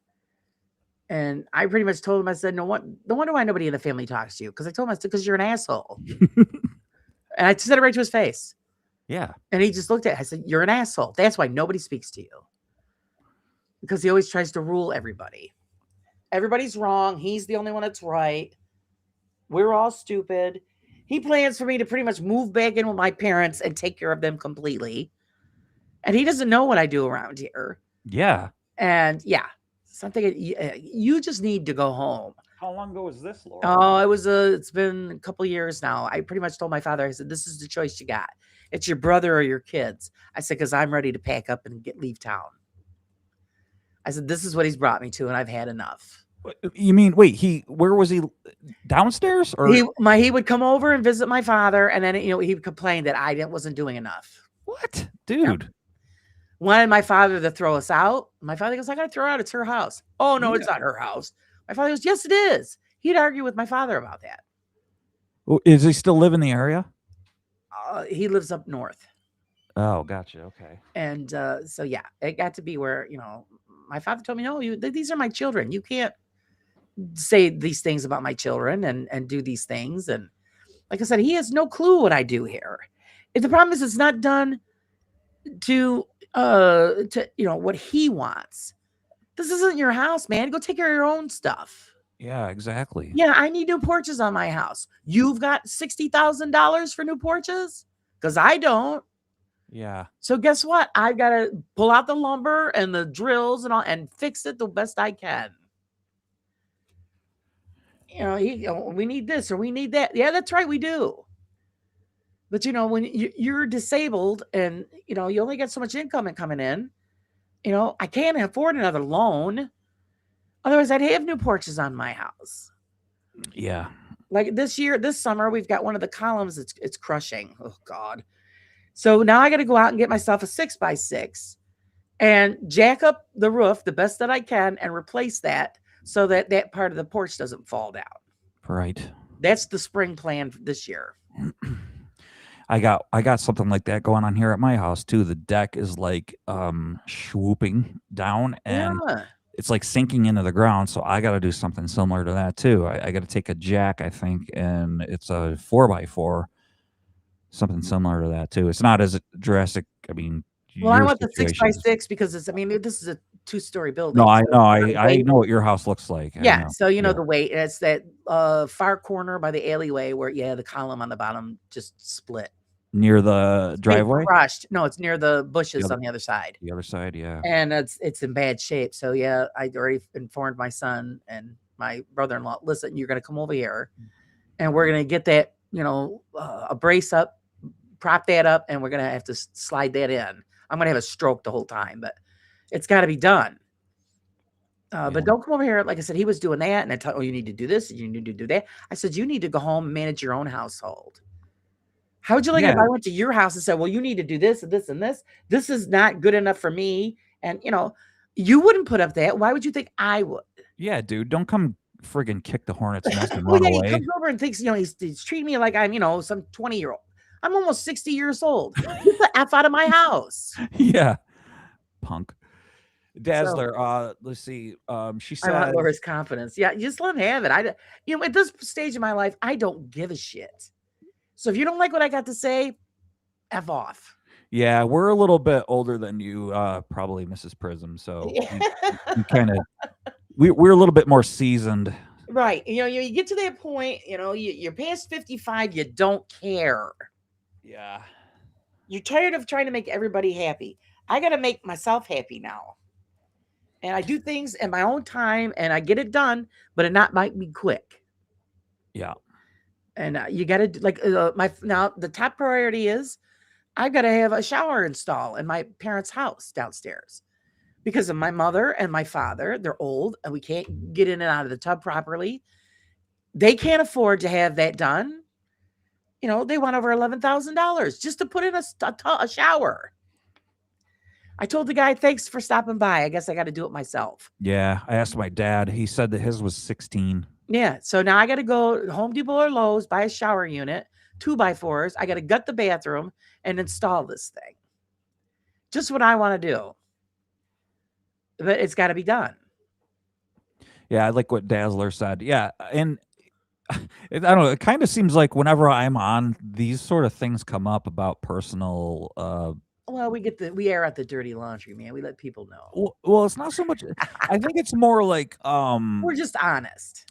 Yeah, that's the thing. You know what? These sort of concepts and these sort of talks used to be taboo, especially for like older folk like us, because in the 70s and 80s, you didn't talk about this sort of thing. Like these sort of labels and like, oh, you have this problem. Like they weren't in the forefront. Like if you had the like disorders and things like that, Yeah. like ADHD and all that kind of thing, and they weren't really talked about so much as they are now, and You know what I think a lot of the medication. problems with that is because these kids are caged up in the house all the time. When Yeah, you were a kid, how much time did you spend in the house? me, not a lot at all. I I was was on my bike. gone, yeah, on the bike, out, and didn't come back till the streetlights come on. Yeah, me too. So we But burned off all that energy. well, the thing of it is well, I'm even talking about like the abuse side. Like it wasn't talked about, and I didn't know any better. Like being screamed at and like the verbal abuse, like curled up on the floor in a ball in the corner being Right. screamed at by my mother. I didn't know that. I thought that that's, you think that's normal, and it was normal. I don't think I was any different from anybody else. But now in my household, God, I would never do that. Right. What a monster I would be. Yeah. And You I see that it think was of wrong. yeah, and I think of how like my mother's no longer around, and I Right. don't miss her. And people don't understand why, and I'm like, because you don't know the way she was to me. And Yeah. Well, see, my um husband's same with his mother. yeah, and people are like, your mother was a saint. And I'm like, no, she wasn't. Yeah, You out don't. in public she was. Oh, absolutely. And Yeah. so like yeah, so I don't mean to turn like the miniature program into this, No, but that's but fine. it's okay. I would rather people feel comfortable, and because like again, it's fine. Like it's not a big deal talking about this to me. I So said, Mrs. Prison says, Mrs. You're 30. Oh, he's such a lovely. She's okay, 30. yeah, I know. Now I only just started asking random shop staff for help without carry. Yeah. This is your do it. You work just as hard as they do. If they don't like it, too bad. Yeah. My gosh, my cat. My cat is at my door. Oh no. He's trying to break in. There's no way I would be able to open up about how I feel around my father or my siblings. Why, Pinky? Now you've told me what they do to you. You know what I tell them? You're a grown woman. Just like when we were talking the other night when Simon come into the morning show and he was talking about how his father abuses him because of his lifestyle. He's a gay man and his father doesn't appreciate that. Well, you know what? I get it. Not many parents would appreciate it, but that's your son. You accept your child for who they are. Who's Not this who now? not who they invite into their bedroom. It's nobody's damn business. It doesn't change who your son is. Who's that, Laura? Daughter is Simon, a guy that comes into my chat in the morning. Oh, okay. And his father beats him up verbally because of his lifestyle. You can't choose who you love or who you're attracted to. It just happens. So, there was just no way that I would do that. Even though obviously I wouldn't agree with it, there was just no way I would ever do that to my son. I would always love him and hug him and give him a kiss. Yeah, that's what you're there for. Yep. You can't help who they love or live with, or and I always say that it's nobody's business who you invite into your bedroom. That's nobody's business. That doesn't change who you are. Pinky says, yes, my ADHD and the ASD are the excuse to be ignored. Yeah, no, Pinky, this is me. Because I know they give you shit about the dragon stuff and the way you do things. Whatever. I would tell them that don't look at it. What is sorry, I'm gonna sound ignorant. What's ASD?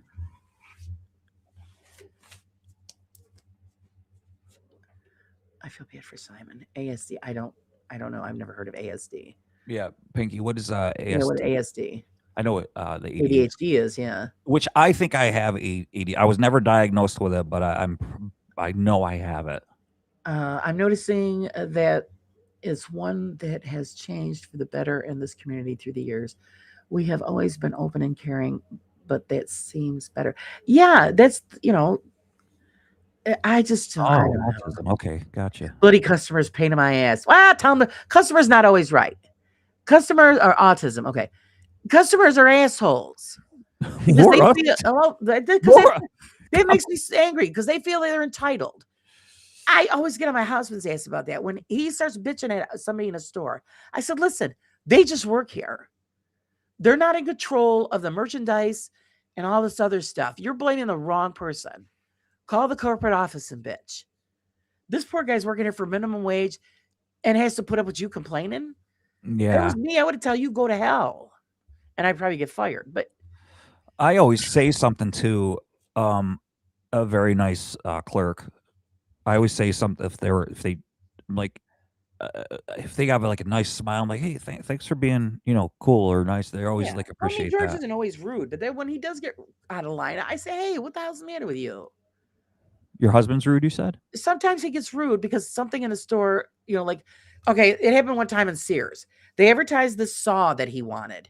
He got there before, I mean, the ad just come out in that Sunday paper. Went to Sears. The door wasn't even open yet. Goes in there, says, this is what I want. Oh, we're all out. He goes, how could you be all out? It just went on sale today. You didn't even open the store yet. So he climbed all over that kid. I said, no, the manager is the one at fault because the manager didn't order the stuff. They're in charge of putting the orders in for the sales. That guy screwed up, not the clerk. Huh. I said, so you're blaming the wrong person. Just like when people come into restaurants and they get nasty with the waitress. Why are you coming down on that person? They didn't cook. You know what I would have, that's why I'm saying I could never be a waitress. If somebody complained to me about their food and there's nothing wrong with it, they're just being jerks, I'd say, well, I didn't tell you to come here. Go home and cook your own fucking dinner. Yeah, dude. There you go. See, that's why I could never be a waitress. Michelle, she was a waitress for a while at Denny's. No And way. When their policy was if there was a problem with one of their meals and they were comped, she also wouldn't get a tip. Yeah. It's not her fault. Nope. But people are just mean and they feel entitled. And, I've had only one bad experience at a restaurant and it wasn't anybody's fault. I was allergic to the seasonings that they used. And so I pushed the dish off to the side and the manager and the girl were watching me. And they come over right away. Is everything okay? And first of all, I told her, tell the chef they did a beautiful job. But apparently there's something in the dish that's seasoned that I'm allergic to. I can't eat it. I said, so tell me, there's nothing that they did. It was a beautiful looking dish. And so, oh, well, we'll get you something else. So see, I explained it. I wasn't, nasty or rude. Yep. Told them that it wasn't their fault. It was, I just couldn't eat it. Where other people would have threw it at them. And you're just a jerk when you're that way. Yeah, there's just there's no reason for a lot of the way people act. So it's, like I said, my sister works in retail. I don't know how she does it. But sometimes she gives it back to them and they shut up. She's known as the mean manager. Oh, she's over at Harbor Freight too. Yeah. Oh gosh, I And couldn't the imagine. customers love her. But then you get a few that come in there and start giving her trouble, and my sister gives it right back. I'm sorry, that policy is not right. The customer is not always right. No. The customer is a jerk. And they take advantage of that and shit on you, and it's not your fault. Yeah, exactly. So that's why I said I could never work at that because I get fired. That happened once at the lab when we were at Charlestown. I don't know if you were still there. And this woman came in, and she was just a big, what? Yeah. CUNT. Yep. And I did everything I could to appease her. And I go, one moment, please. And I left the room and I went and found Mike Pritchard. I says, either you go in there and you take care of her or I'm going to punch her dead in the throat. Was it a custom stain? No, I don't know. I don't know what the hell it was. Why was she there? It must have been a custom stain, but she complained about everything. Yeah. And trying to tell us how to do our jobs. And she was just being very rude to me. And I just, had that fake smile on. I said, just one moment, please. And just like when we used to have that doctor that used to call up the office and swear at everybody. Oh, I know what you're talking about. Yeah, he talks like this. It was Dr. Koza. I got this effing piece of I got this one that you can't even see the. Yeah, I know who you're talking about. He talks like this. Right. Yep. So yeah, I told Mike and Russ ahead of time because I know every time he would call, and so whoever answered the phone got swore at and yelled at. I said, I'm going to let you know this right now. One bad word comes out of his mouth towards me, and I'm going to give it back to him. Yeah. I says, and then my husband's going to go visit him. Yeah. And he never did. He would say, "Oh, hello, Laura." He goes, "Is Mike or Russ there?" "Oh, sure, doctor. One moment." And the minute they answered the phone, "You mother effers, you're dumb effing." Wow. So then, he knew, don't you dare talk to me that way. Belinda, I don't know what you're talking about. Why did you come after PDX? It was uncalled for. I have never gone after PDX. You must have the wrong channel, sweetie. Sorry. I happen to like Emmy, so you've got the wrong person. So anyway, yeah, I told him, don't doctor, because I remember they happened to Ryan. Wow. Ryan answered the phone, and boy, he went off on him one side and down the other. And I'm thinking, oh, that would never happen with me. I'm sorry. Yeah, and I told him, I don't let anybody speak to me that way. If you can't speak to me in a mature tone, in a decent tone, so we can resolve the problem, you're only going to get it back. Sorry. Yeah. I don't believe anybody has the right to speak to anybody in that way. My favorite saying from the shop internship, as I've learned, is the customer is king, but I'm the emperor. Hey, there you go. There you go. That's great. Makes me rage when they say you're not paid to think, you're paid to do a job. Yeah, that's just rude. That's just rude. So, yeah. Oh, my God. My son's got to deal with a lot of awful people at the supermarket that he works. Yeah, they're just, people are rude. And they don't care. They don't think before they speak. Not for nothing. I mean, if your son is the guy That's that, true. restocks the produce, it's not his fault that they don't got no tomatoes. It's pretty apparent. He opens the box and puts the stuff on a shelf. He's got no control over that. But they're the ones that get the crap for it.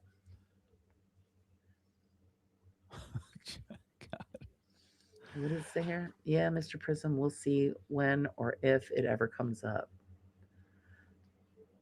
So, I don't find it where people have an issue if they speak their mind. I mean, I've done it in a very polite manner. There was one time when my husband and I worked, we would clean dealerships at night just for extra money. And we were at one of the local dealerships and all the lights were off. And we went in there and I had made a comment about, apparently they didn't like the way that I put the magazines on the table. Because there was a round table in the sitting area. So I put the magazines in a fan shape. So it made it easier for people all around to grab a magazine. Well, they straightened them out and put them straight across the center. So I said, well, gee, apparently they didn't like the way I did it. And my husband goes, well, they're assholes. And he said something else. So next thing you know, the owner and his secretary come out of his office. And he starts swearing at us. And my husband goes, what? I don't need to put up with this shit. My husband grabbed his stuff and he walked out the door. And the guy starts coming after me and he's swearing. I said, one moment. I says, I did not give you permission to use profanity with me. I didn't use it with you and I deserve the same respect. And then his so-called secretary, well, you said this is, I go, no, I did not say that. First of all, if you're going to eavesdrop on a private conversation, you might want to repeat it back to the person correctly. And I repeated what I said. I go, that's what I said. Oh, you better give me my keys. I said, I'm not giving you your keys. I'll give the keys to my boss and then you can deal with him. I said, and you have a lovely evening. And his mouth hit the floor and I walked out the door. So I got my point across without being rude. And he was swearing at me like, all get out. And I just shut him right up. He says people have become more rude and nasty since COVID lockdown. I think we just notice it more, to be honest. But yeah, it's people just, and of course, not for nothing. What was he doing in the dark in the dealership? Let yourself be known. People come in there to do their job. Oh, hey, we're in here. No, they sat in there and they listened to what we were talking about. It was a private conversation between them. My husband, conveyed what he thought about them, but they was supposed to be between him and I. And then you come out and you start, shitting all over us. No.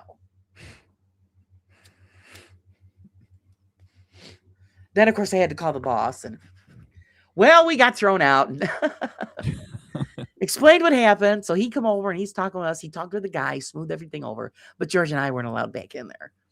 So then he says, well, what if you write a letter of apology? And I said, oh, no, I'm not apologizing to him. I wasn't in the wrong. And George, he goes, I'll be damned if my wife's going to write him an apology letter. And that put Pedro, he had to put somebody else in there. And just to let you know, it was the Keeler dealership on Commercial Drive. The Kia one? The Kia one, yep. Didn't George work for Kia just not too long ago? No, he was working for Master Vito. Oh, I don't know what that is. Yeah, Master Vito's in New York Mills. But yeah, Kia right on the boulevard. And I don't care. To this day, he was wrong. They shouldn't have eavesdropped on a private conversation. No, you're not going to like what people have to say if it's behind your back. And George was just saying, well, because everybody here is an asshole. That's why they didn't like what you did. And that pissed the guy off. And, well, whatever. Truth hurts. Would you say Master Vito? Master Vito. What the hell? Was it a karate school? No, that's that's their last name. Master Vito. And it was the Hyundai dealership. And he just bought the Chevy dealership on the boulevard. Hello, George. I am Master Vito. No, they're actually Italian. Oh. Yeah. Hey, how you doing, George? Come on in. Hey, how are you? How are you? Filthy, rotten, loaded. He is he's in the top 10 dealerships in the country. Oh, I'm sure. He's taken over where, what the hell's his name was? You know what I'm talking about, that big Italian guy, the ex-football player. I don't know. He passed away, and he had dealerships in Adams and, oh, God. Who? Fusillo? Yeah, Fusillo. He was an ex-football player? Yeah, he used to be a football player, and then he became a car really? dealer. I didn't know I didn't know that. Oh, yeah, he used to play football. Yeah, he's been gone for like almost 10 years now. I didn't know that. Yeah, passed away a long time ago. Passed the dealerships on to his son. His son sold them. Oh, okay. I didn't want nothing to do with it. Well, coffee machine's clean. Or no, it's time to clean them. No, it's time to clean. Just hose them down. Dude, I would love to know the coffee machine schedule cleaning thing. Like, is it every 15 minutes or something?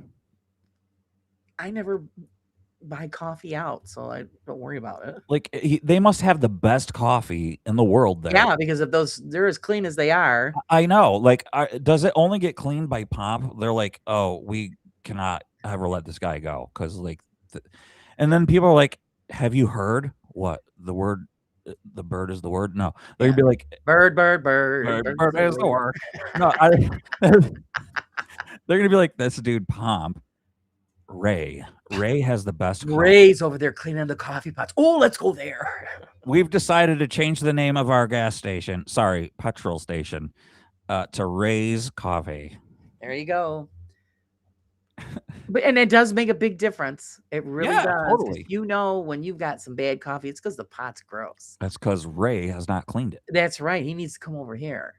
You should, Pomp. You should just start like your own coffee cleaning business. Yeah, like a van of some sort. That's right. Professional coffee pot cleaner. Yeah. And I'm not just saying that to be a smart ass. That could be a great business. I think so too. Yeah. You go in and you service all of the coffee machines in all of those places. You're having Mexican dinner. Yeah. We had a BLT sub. I phoned for Chinese takeaway last night. The guy on the phone at the takeaway said, hello, I'm Pooh King, the manager. I said, don't really care what you're up to. I want to order food. Pooh King, the manager. Pooh King, the manager. Hey, dude, that's your personal business. I just want some fried rice. Pop, you got to change the hello to haro. Haro. Yeah, you got to put the R in there. HERRO. Haro. Haro. And it's always, 15 minute. Poking. It used to be 10. Now they've changed it to 15. They're on to the 10 joke. Yeah, it's always a fit. No matter you could order one of everything on the menu, 15 minutes. Yeah. Now it's 15. Damn, Yeah. you're good. And it is no joke. It's done in 15 minutes. It is too, man. Oh, it's so good. It's the devil. Dude, isn't it? Too bad you're hungry like an hour later.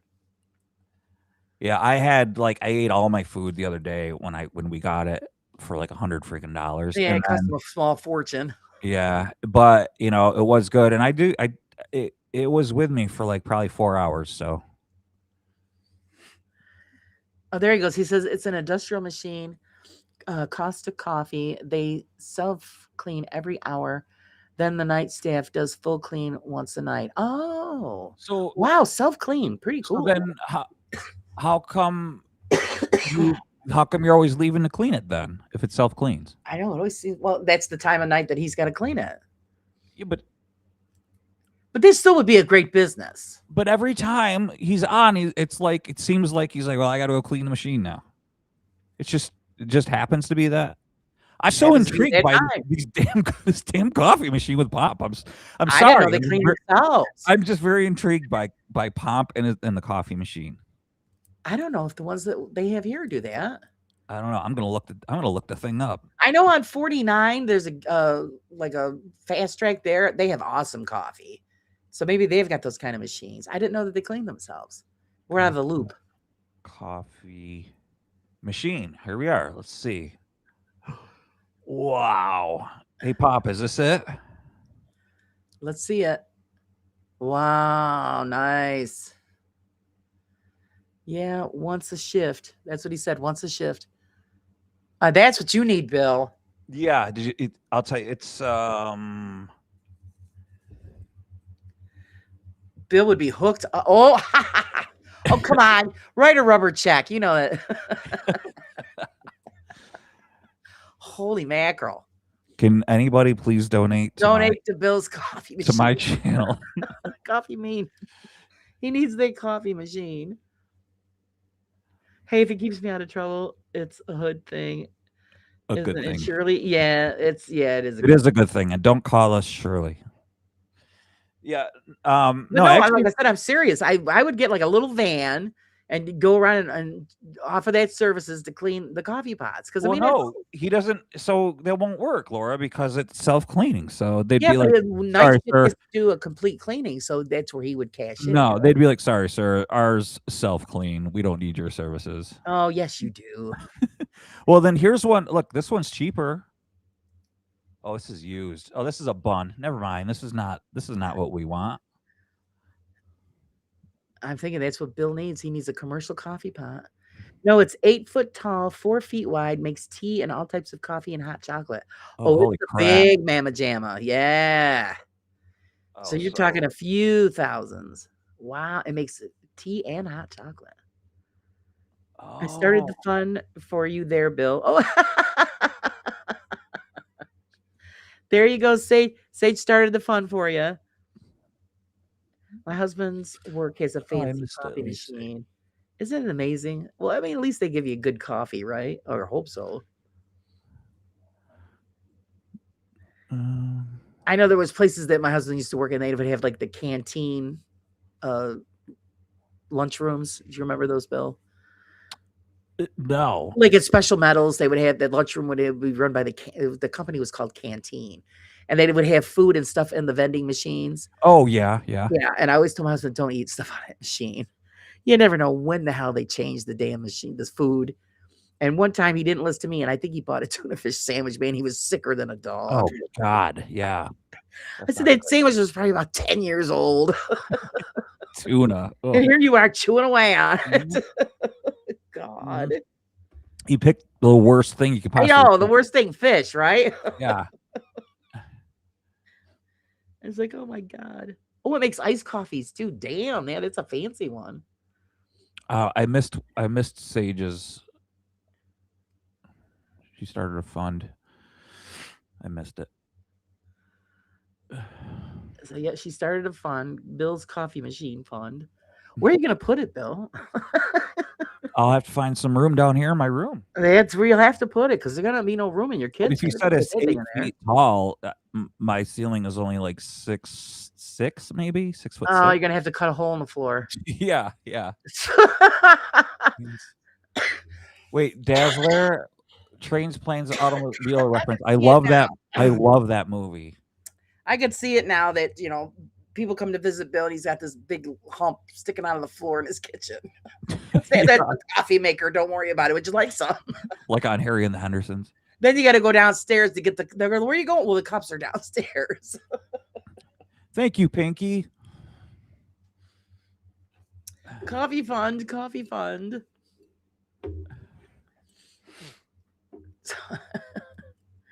I have been a big fan of our Nespresso machine at my job. Nice. Yeah, I had an Nespresso for espresso, but it crapped the bed. I'm telling you, my husband won it last year when he was working for Master Vito. He the Christmas party, he got a gift as this Italian coffee maker. It makes regular coffee on the other side. The other side we could do espresso and lattes and all that other fancy crap. Yeah. I used that side once. To be honest with you, I'd rather use my camp coffee pot and boil it on a stove. It tastes better. Yeah. My son came over. He has one for it has like the aerator and all that stuff. Yeah. And honestly, I'd rather just have a strong cup of coffee. Yeah, the fancy stuff. I don't mind a latte once in a while. Well, I used to get like the French vanilla latte, which isn't bad, but just regular coffee. But I liked it. It's better. Now he needs 4,990. Yeah. Just a few pennies to go. I'm on my way. How come we're so late? You mean like why are we still on? I don't know. We're just running our mouths. Yeah, we got nothing better to do. It's better than sitting around picking your nose. Pop, we knew that like you were gonna come on late, so we didn't want you to miss out. Yeah, and then we saw you and we're like, you know what, I might as well stick around for a little while here. So yeah, just because it's just what we're doing. I mean, there's probably a million things I could be doing right now, but well. Yeah, like what? This is my relaxation time. Do you gotta prepare for tomorrow? Well, yeah, I could be doing that, but I need to start working on the new issue of the magazine, stuff like that. But I did start the other day, and then like I said, I want to work on that. See why the piece on the house hasn't rotated. Sage, I'm sorry to interrupt you. I didn't get that super chat. It says $3.5, $3.50 for a super chat. Sage, did you send me a super chat? Because I didn't get anything on my side. It doesn't show up on here. That if I'm on the YouTube page, it'll pop up. But if it shows up on here, it just highlights the chat section. Oh, there it is. Sorry, Sage. Yes, there it is. I did get it. Thank you. $3.50. I appreciate it. Thank you so much. And I only got the $4,000 more to go. I'm so excited, you guys. Oh my gosh. He's right there on the edge. Okay, so Pomp, if I get this thing, can you come out to come over to the pond and help me clean this machine? You gotta clean it, Pomp. Oh my God. See what you set yourself up for? Yeah. And all of these donations, and I didn't do yeehaws. I'm sorry. Here they are. We've got to do it. Yeah, those are.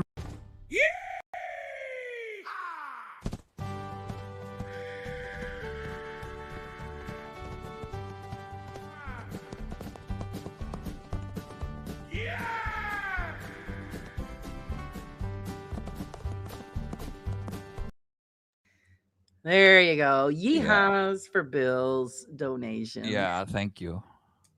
Yeah, getting closer. He's getting closer. The percolator. Yeah, Mrs. Prison. See what she said made with the percolator. I used to love that. That's because it was percolating.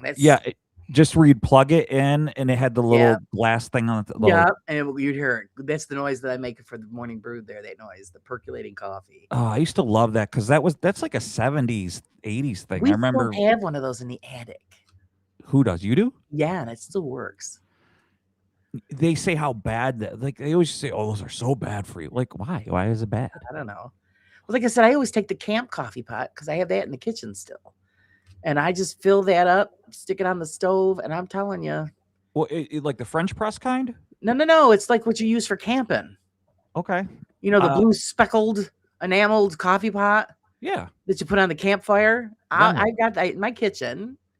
And then when we're not camping, it's just on a shelf. And then sometimes I just want it, and I'll fill it up with the water and the coffee and let it perk on the stove. And it's hot and it's good. Okay, I see what you're saying. Yeah, that's awesome.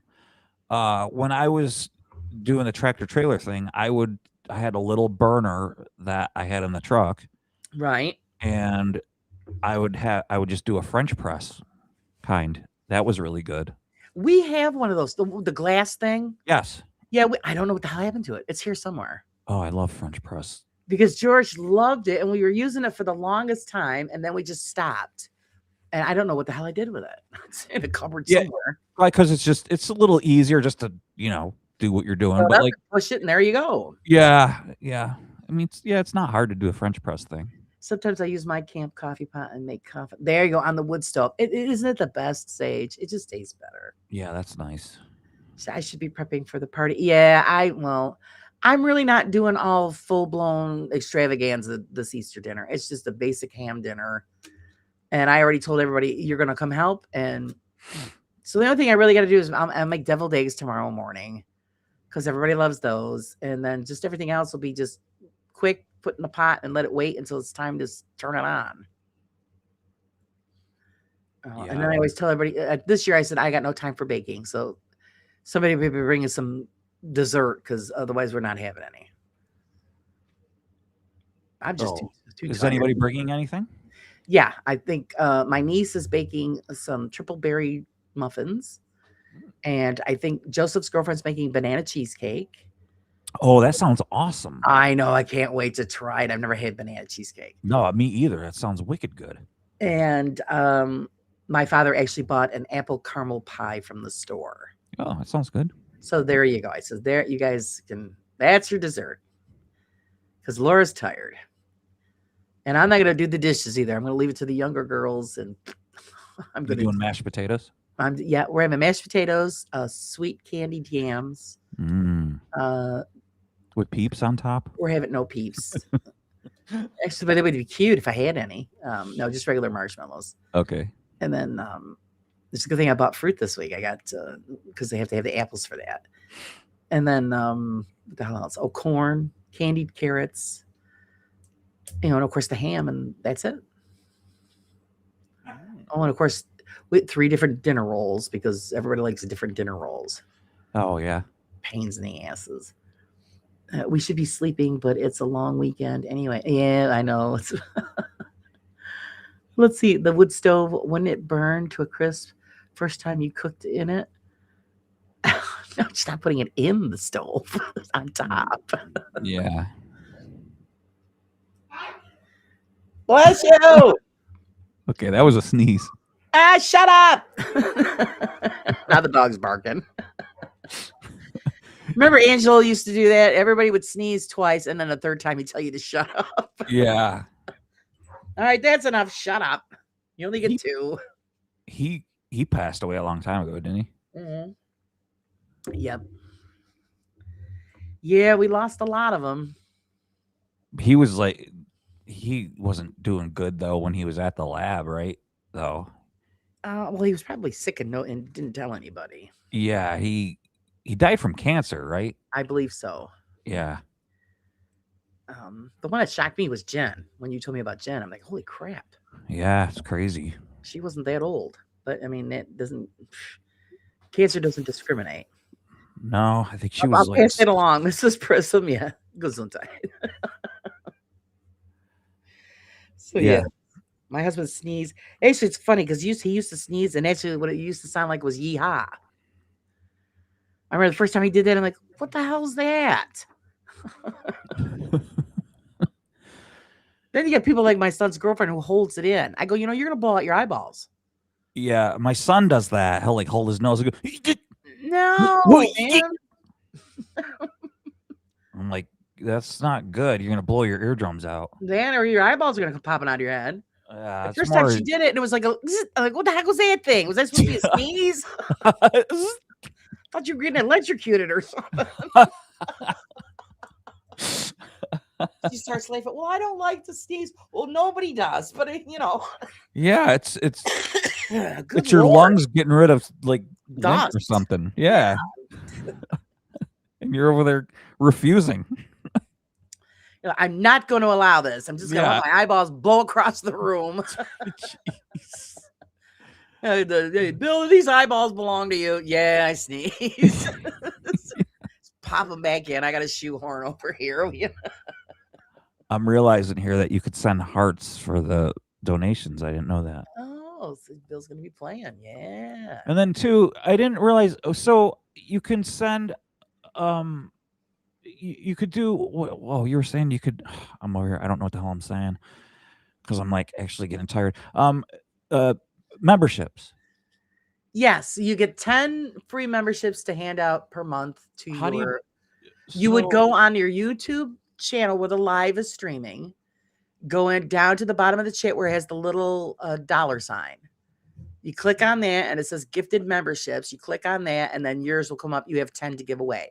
So you could give away 5 at a time or all 10. It's up to you.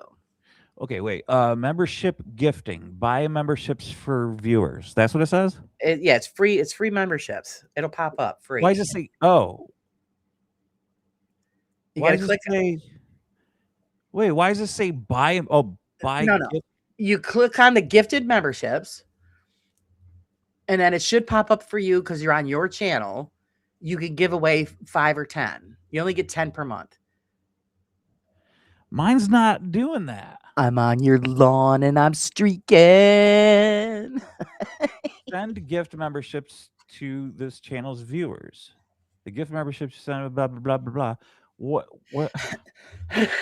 I'm dying. Why? I don't understand. Okay, you went to the dollar sign, clicked on it, and then it says gifted memberships, right? Gifted. You got a list of like chat, super chat, gifted memberships. No, mine just says super chat, memberships, and membership gifting. That's all it says. Okay, click on membership gifting. I did. And it should pop up that Bill, you have, or Carburetors and Coffee, you have 10 gifted memberships to give away. No, there's just like buy gift memberships 50, 20, 10, 5, and 1, and it gives prices. No, it should come up free for you because it's your channel.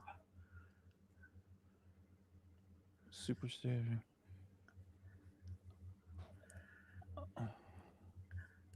Pop donated to the coffee machine. Laura, get off my lawn and put your clothes on. Oh, come on, Leanne. I'm hot, man. I'm having a flash. The streaking helps cool it down. Channel's viewers. How are you doing, Miss Leanne? Yeah, it's try just under memberships then and see if it pops up there. All right. Unlock memberships only perks. No. Okay, I don't understand. And you're doing it under your YouTube page. You're on your YouTube page. Yeah, it's me. Because you have to be on the live stream on your page, and it's under the chat is where it is. I know she just wants everything, Pop. I can't streak. I can't be on the lawn. Oh, jeez. I'm going to do it anyway. She's got to catch me. She's going to be out there. She's going to put a net out for me. It's weird. Yeah, you should be able to do it. It should pop up. Wonder if it's because maybe I don't have the 4,000 watched hours. Maybe. Wait, you're monetized? Yeah. Yeah, you still should be able to do it. I don't know. Maybe because you're streaming on. Well, they should make a difference though. because you're streaming on my feed. I don't know. You'll man. have I'm to gonna check look- when you go live again. Check the next time you do a live just on your channel. Yeah. Check to see if it pops up because that's where it should be. Gifting memberships.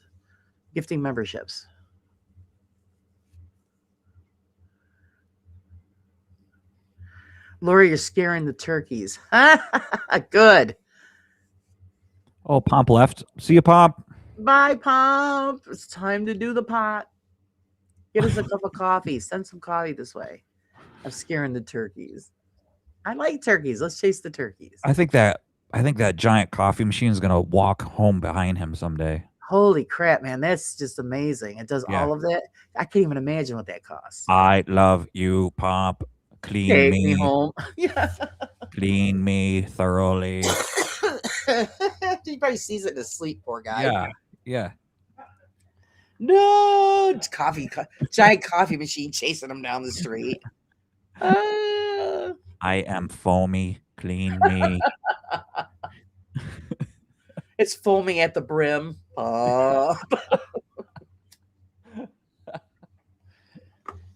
Thing is possessed.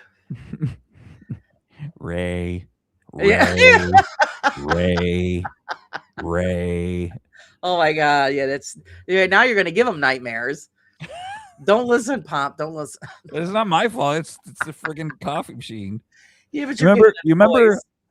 you remember the time to make the donuts? Oh god, yep. I bet you Pomp, he's probably wakes up Time to clean the pot. time to clean the coffee machine. That shit's for real. I'm telling you.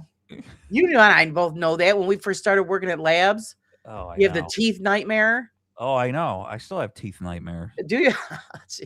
Where your teeth fall out. Yeah. Or you getting chased down the street by teeth. Because I remember when everyone told me, "Oh, that's gonna happen." I go, "Oh, come on, it Yeah. happened." I was like, "Oh my god, you're so right." Yeah. Had teeth molars chasing me down the block. Yeah. An incisor. They're coming to get you. I'm the wrong color.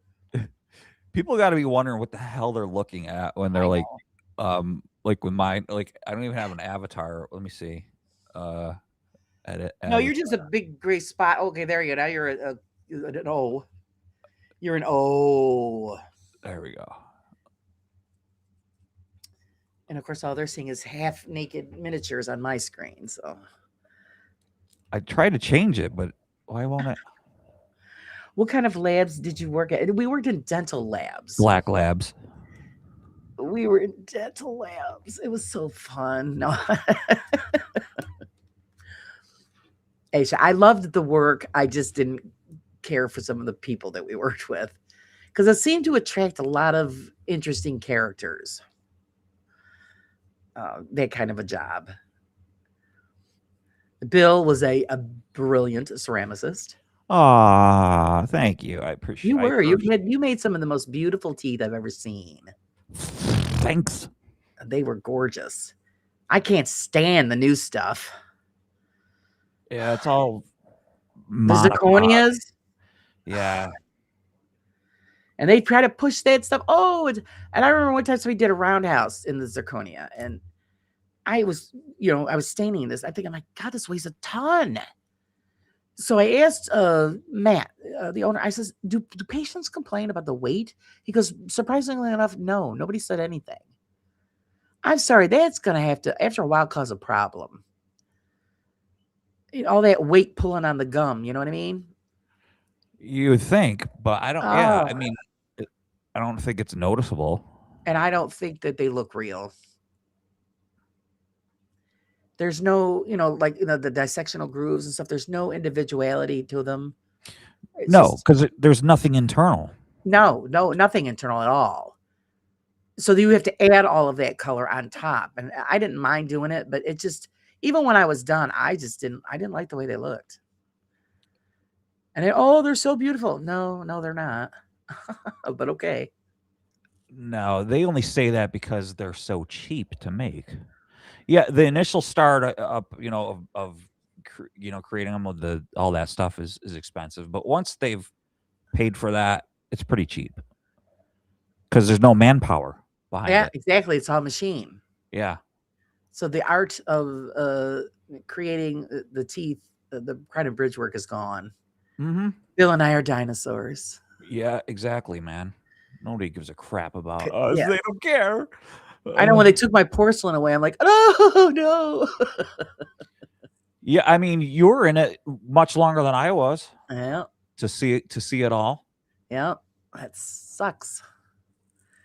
It was a talent. It was an art. They were each individual art pieces, and you built them by hand, and you ground them in, and you made them look real as possible. And nowadays, it's just processed, just pumped out quick Yeah. by machine. I mean, the machines are pretty cool. I can't deny that it is pretty cool how it's created, but it's just awful. It's just awful. They don't look real. No. I worked in a lab for a brewery and worked in clean rooms for skincare products, and I've worked in the Anacostia lab. Oh yeah, nice. Yeah, no, we enjoyed the work. It was really, I don't know. I just really enjoyed the work. That's the part I miss. I don't miss the drama and the crap that goes with being in a laboratory. Bill and Laura have nightmares of teeth chasing them. Chomp, chomp, chomp. Yeah, we used to. Yep.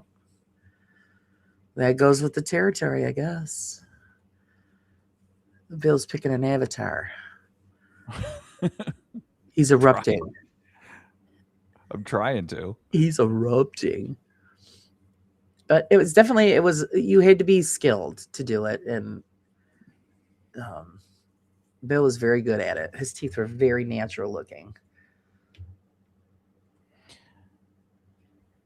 And that's the whole point, like when we used to do it all in porcelain, you built, it was everything from the inside out. So you added all of the color and detail in the build, and then you tweaked it with stain and glaze. That was just the tweaking part, not the creation part. And yeah, it's all different now. It's all done by machine. Yeah, it's done by machine. So they look like dead chunks. I don't like them. Machine. Where people nowadays, they don't know the difference because that's what they've started with.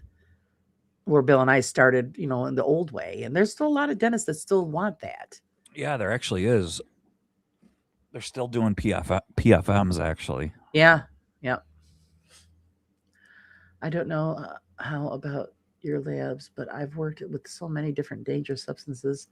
Never going back. We had something that could dissolve a corpse in minutes. Oh God, no, we didn't have anything that bad. Actually, I was just talking to George about that, because it was bad because we didn't wear masks when we should have. Because the whole lab inside is covered in porcelain dust and model dust, and there's a thing that a dental laboratory technician can get called white lung, and that's from breathing in all of those particles. Because also you had metal dust. And no matter how clean you cleaned, it was just there. It was always there. Yep. As long as he isn't picking his nose. Well, see, that's why he's putting the avatar up. So you can't see him mining for nose gold.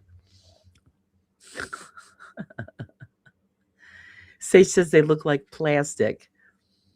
Oh, are you saying about the crown and bridge work or the denture Probably, work? yeah, I should probably talk about dentures, which they are plastic. Actually. Yeah, pretty much that's what they are.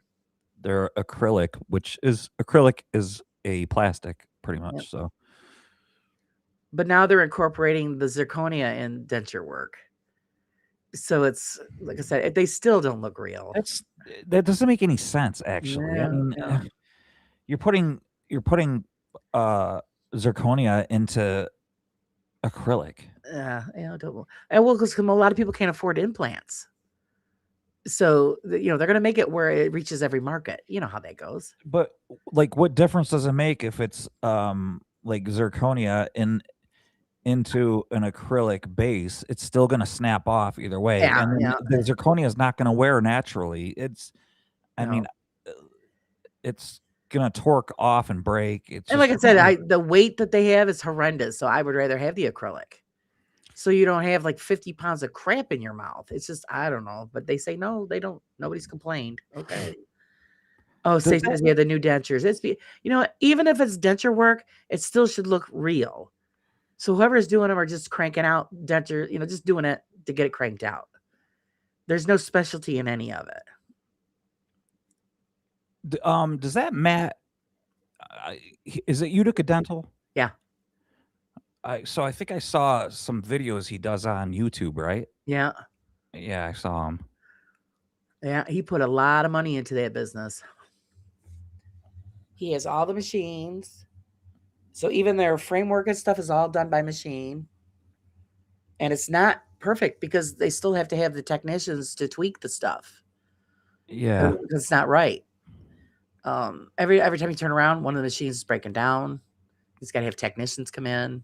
He's a young guy too, isn't he? Yeah, he's in his early 40s, I think. And how did he get started? His father built up the business and he took over. Gotcha. Okay. He's always worked in the laboratory business. And like I said, when they let me go because of, the crybaby manager, they ended up having to contact people from, I think it was, Rochester or Albany. Or actually, no, I think it was out of state.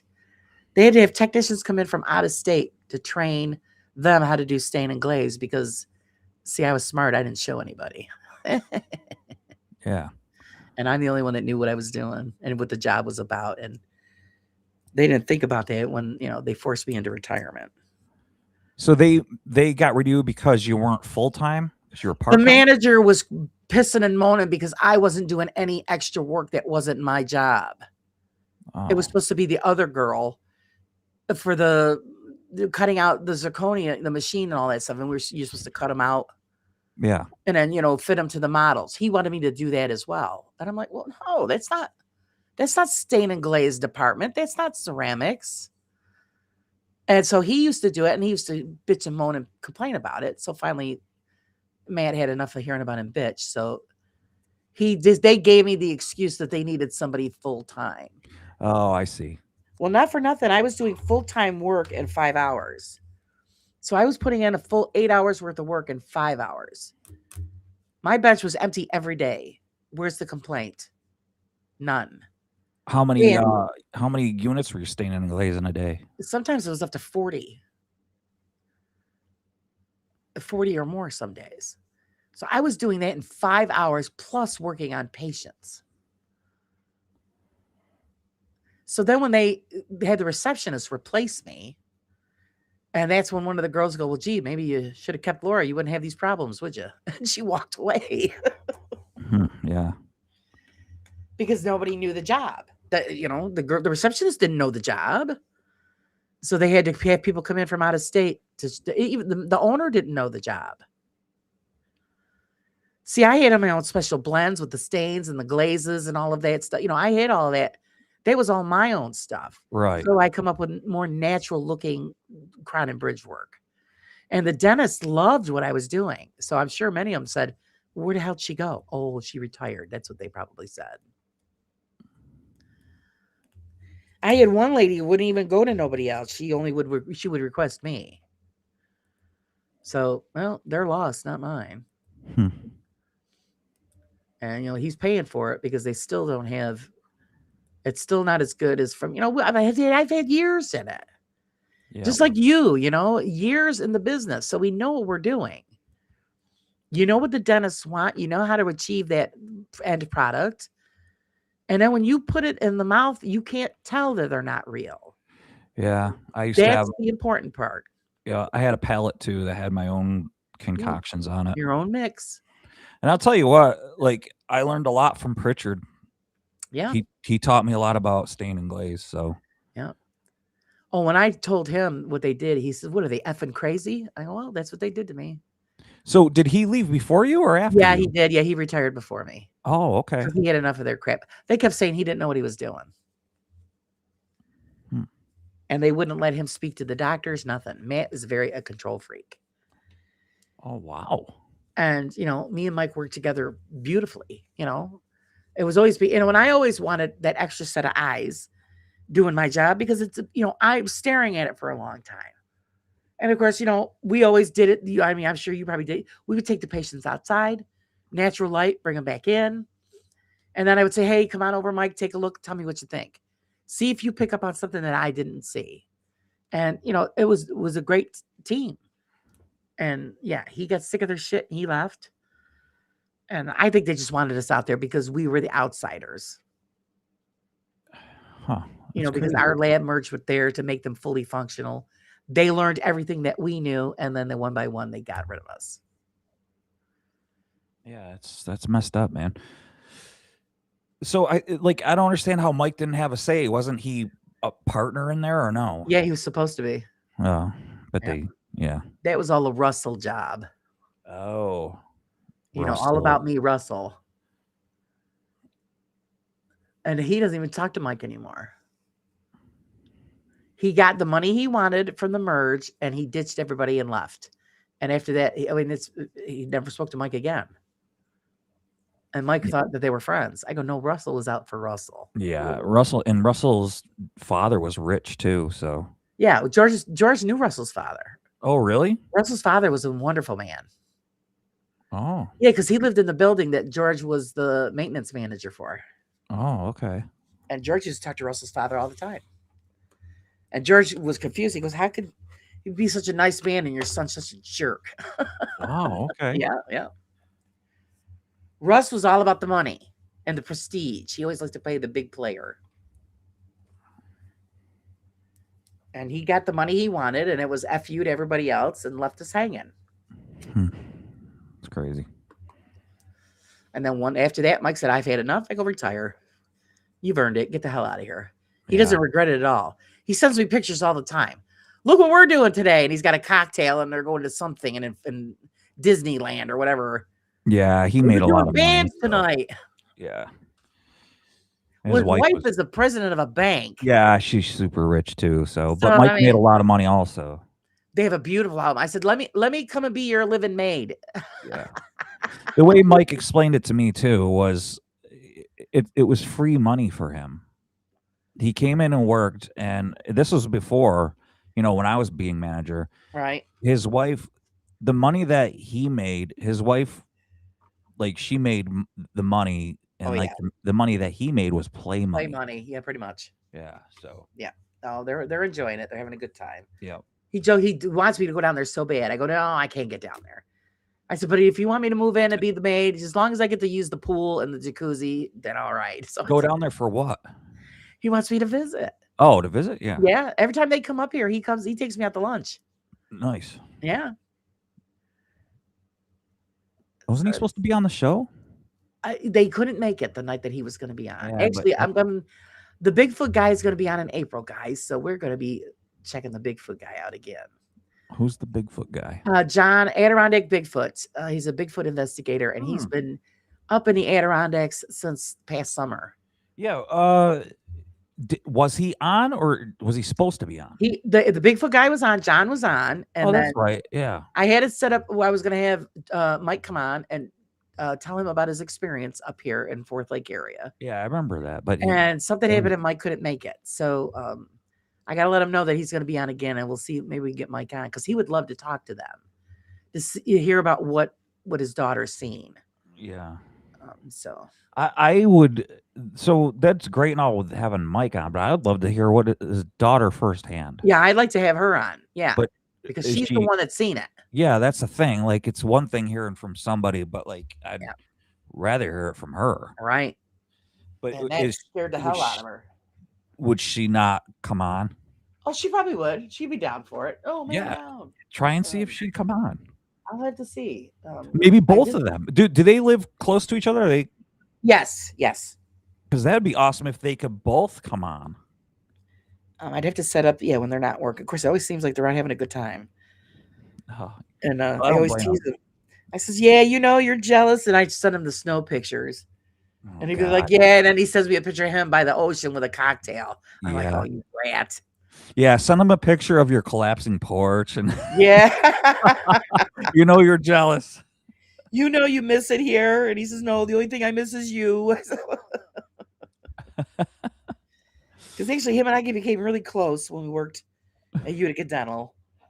And so, you know, good friend. So it's and it's nice when they do come down and he says, oh, I'm going to be down there. You know, so where you were, and he'll take me anywhere I want to go for lunch. Money is no object. And I always pick like Red Lobster. Oh, nice. And so I'll go Red Lobster. It's we go there's where we go. We'll go there. I'm a cheap date. Which he says I am, because usually when he goes out with his wife and his daughter, it's hundreds of dollars. And well, Red Lobster, what, $50? Yeah, exactly. If you're lucky. Yeah. Yeah, he's blowing lava. Yeah, I just noticed it. See, like the arm for my microphone is in the way of the chat for my thing over here. Yeah. It didn't really picture him as a hothead. Yeah. I had to get something on here real quick. So this is one of the drawings that I did and created. So yeah. Mm-hmm. That's what I came up with. Yeah, you guys are talking about how, the insurance pays everything, but for dental care, you know, because they figure that teeth are a vanity issue. I know, dude. Come Cosmetic. Now, I always tell everybody, no, tell them to speak to your digestive doctor. Yeah. They'll explain to you how important teeth are. So it's terrible when people have to go without them, because then they suffer with so many stomach issues and digestive problems because you're not processing your food properly. Not only that, how about the friggin' earache that I have? Yeah. That was just from the receding gum line. Yeah, and I mean it still like hurts. Like it's still hurting me. Like it's not as bad, but I don't know. Like number 6 is hurting. So I don't know what's gonna happen. I don't know if I need a root canal or what, but or I just feel like pulling it out. Well, and it's number 6. Yeah, give it some time. You might have messed it up pretty bad, and you know it takes a little while. Well, I don't know. Is it sensitive to when you're drinking? Yeah. Cold. Yeah. I'm like, I don't know, man. Maybe something's still exposed and they didn't see it. I mean, I don't know what to do. Yeah, of course I'm going to give it time because there's nothing I can do. And she's not an oral surgeon, so there's nothing. She did what she can do. And the oral surgeon that takes my insurance is down in Oneonta, which is 2 hours away. Ugh. And to get into him, it's like, oh, you're 6 months out. So yeah. Before I can even like see the guy to go down there to say like, yep. And then I'd have to come back home, and then so I just have to wait. Yikes. I'm constantly taking ibuprofen. So. Well, not for, how long has it been? 3 days? No, it's been like a week and a half now. Since the procedure. Oh, yeah, what was it? Wednesday she packed me up again, but I was in there on Monday for the other one. Yeah, there should have been some kind of an improvement. Well, there was an improvement. It's not as bad. Okay. It's like 50% better. Well, maybe it needs. There might still be something exposed. It sucks when the recession. It caused. Yeah, you can't see. That's when I get on people and like, oh, I ripped my gum. I said, oh God, you better take care of that. I said, because once you damage that it recedes, then you're in for another whole heap of problems. All I can tell people is don't brush hard. Okay. Like I brush 3 times a day. I floss constantly and I have overbrushed. That's what my problem is. Yep. I take care of my teeth like religiously. And the problem that I have done, I've damaged my teeth and I have like damaged my gum line on the right side of my face. Yeah, because I was thinking about it. Like, why is it just on the right and my uppers? Because I'm right-handed, and the first thing I always go to brush is my right uppers. Side. Yep. Yes, and I'm like, but if I do my left, I notice like it's not as hard because I'm not using. Now, we were told always growing up that you always use like a firm brush. No, use soft brush. Actually, another thing, a water pick. Yeah, you get under that gum line because I did that with my son. Got the water pick and soft brushes. because we had bleeding gums, and I'm thinking, because we're tearing them up with a freaking wire brush.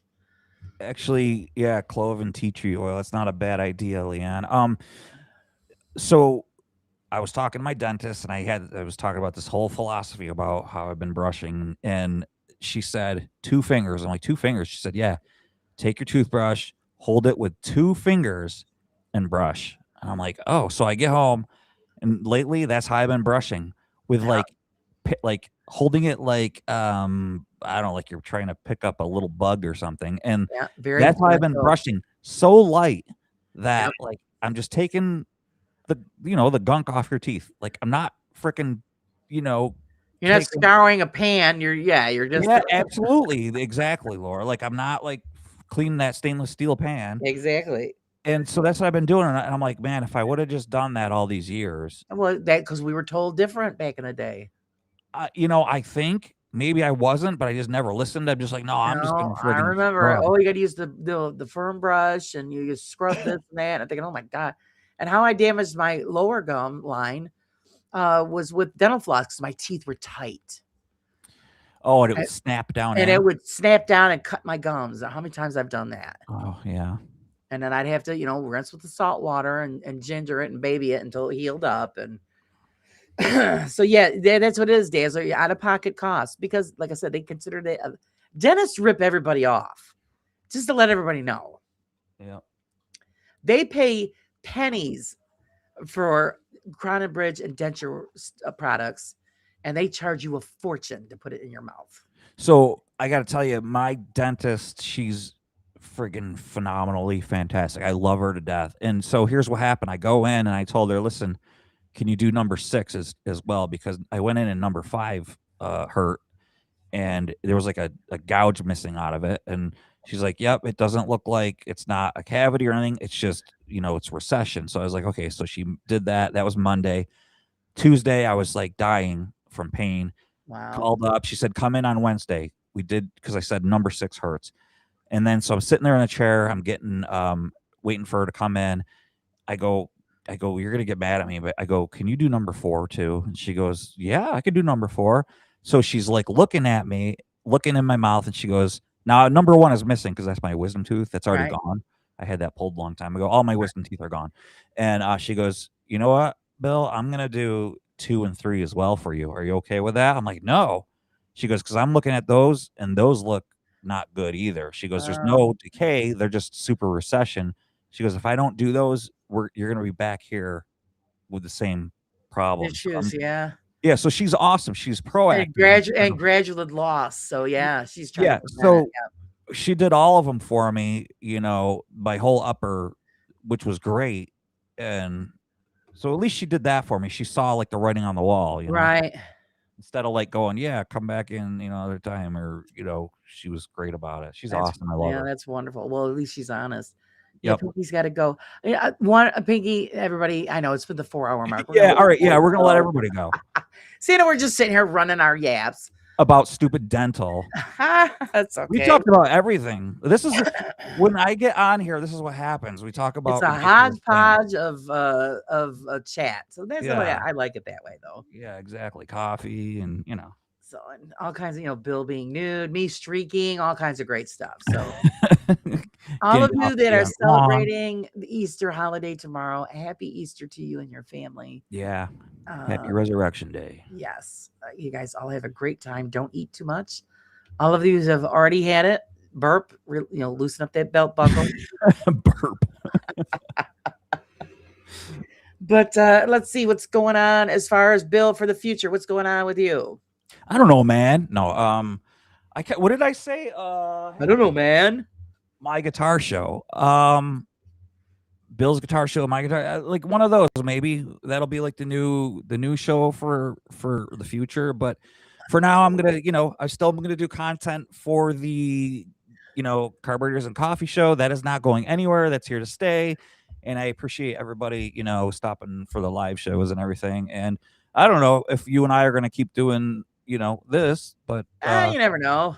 Yeah, you never know. We'll chill out and every once in a while. So let's see what's going on. As far as me, nothing tomorrow unless I get bored. Then I'll probably show up. What time? Are you delivering my dinner to you? Got to come here, Leanne. If you come here, we'll feed you. I promise.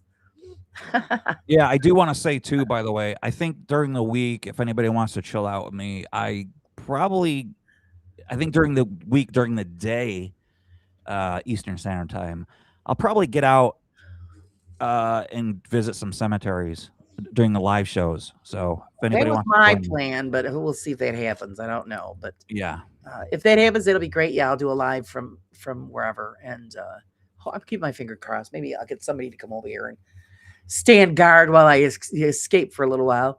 But otherwise, if I don't show up sometime tomorrow, just for the hell of it, definitely Monday morning for the brew, and everybody can share all of their Easter experiences with me. Leanne, dinner is at 5, so you better start leaving now. Until then, everybody, have a great weekend, and we will see you on the other side. see you.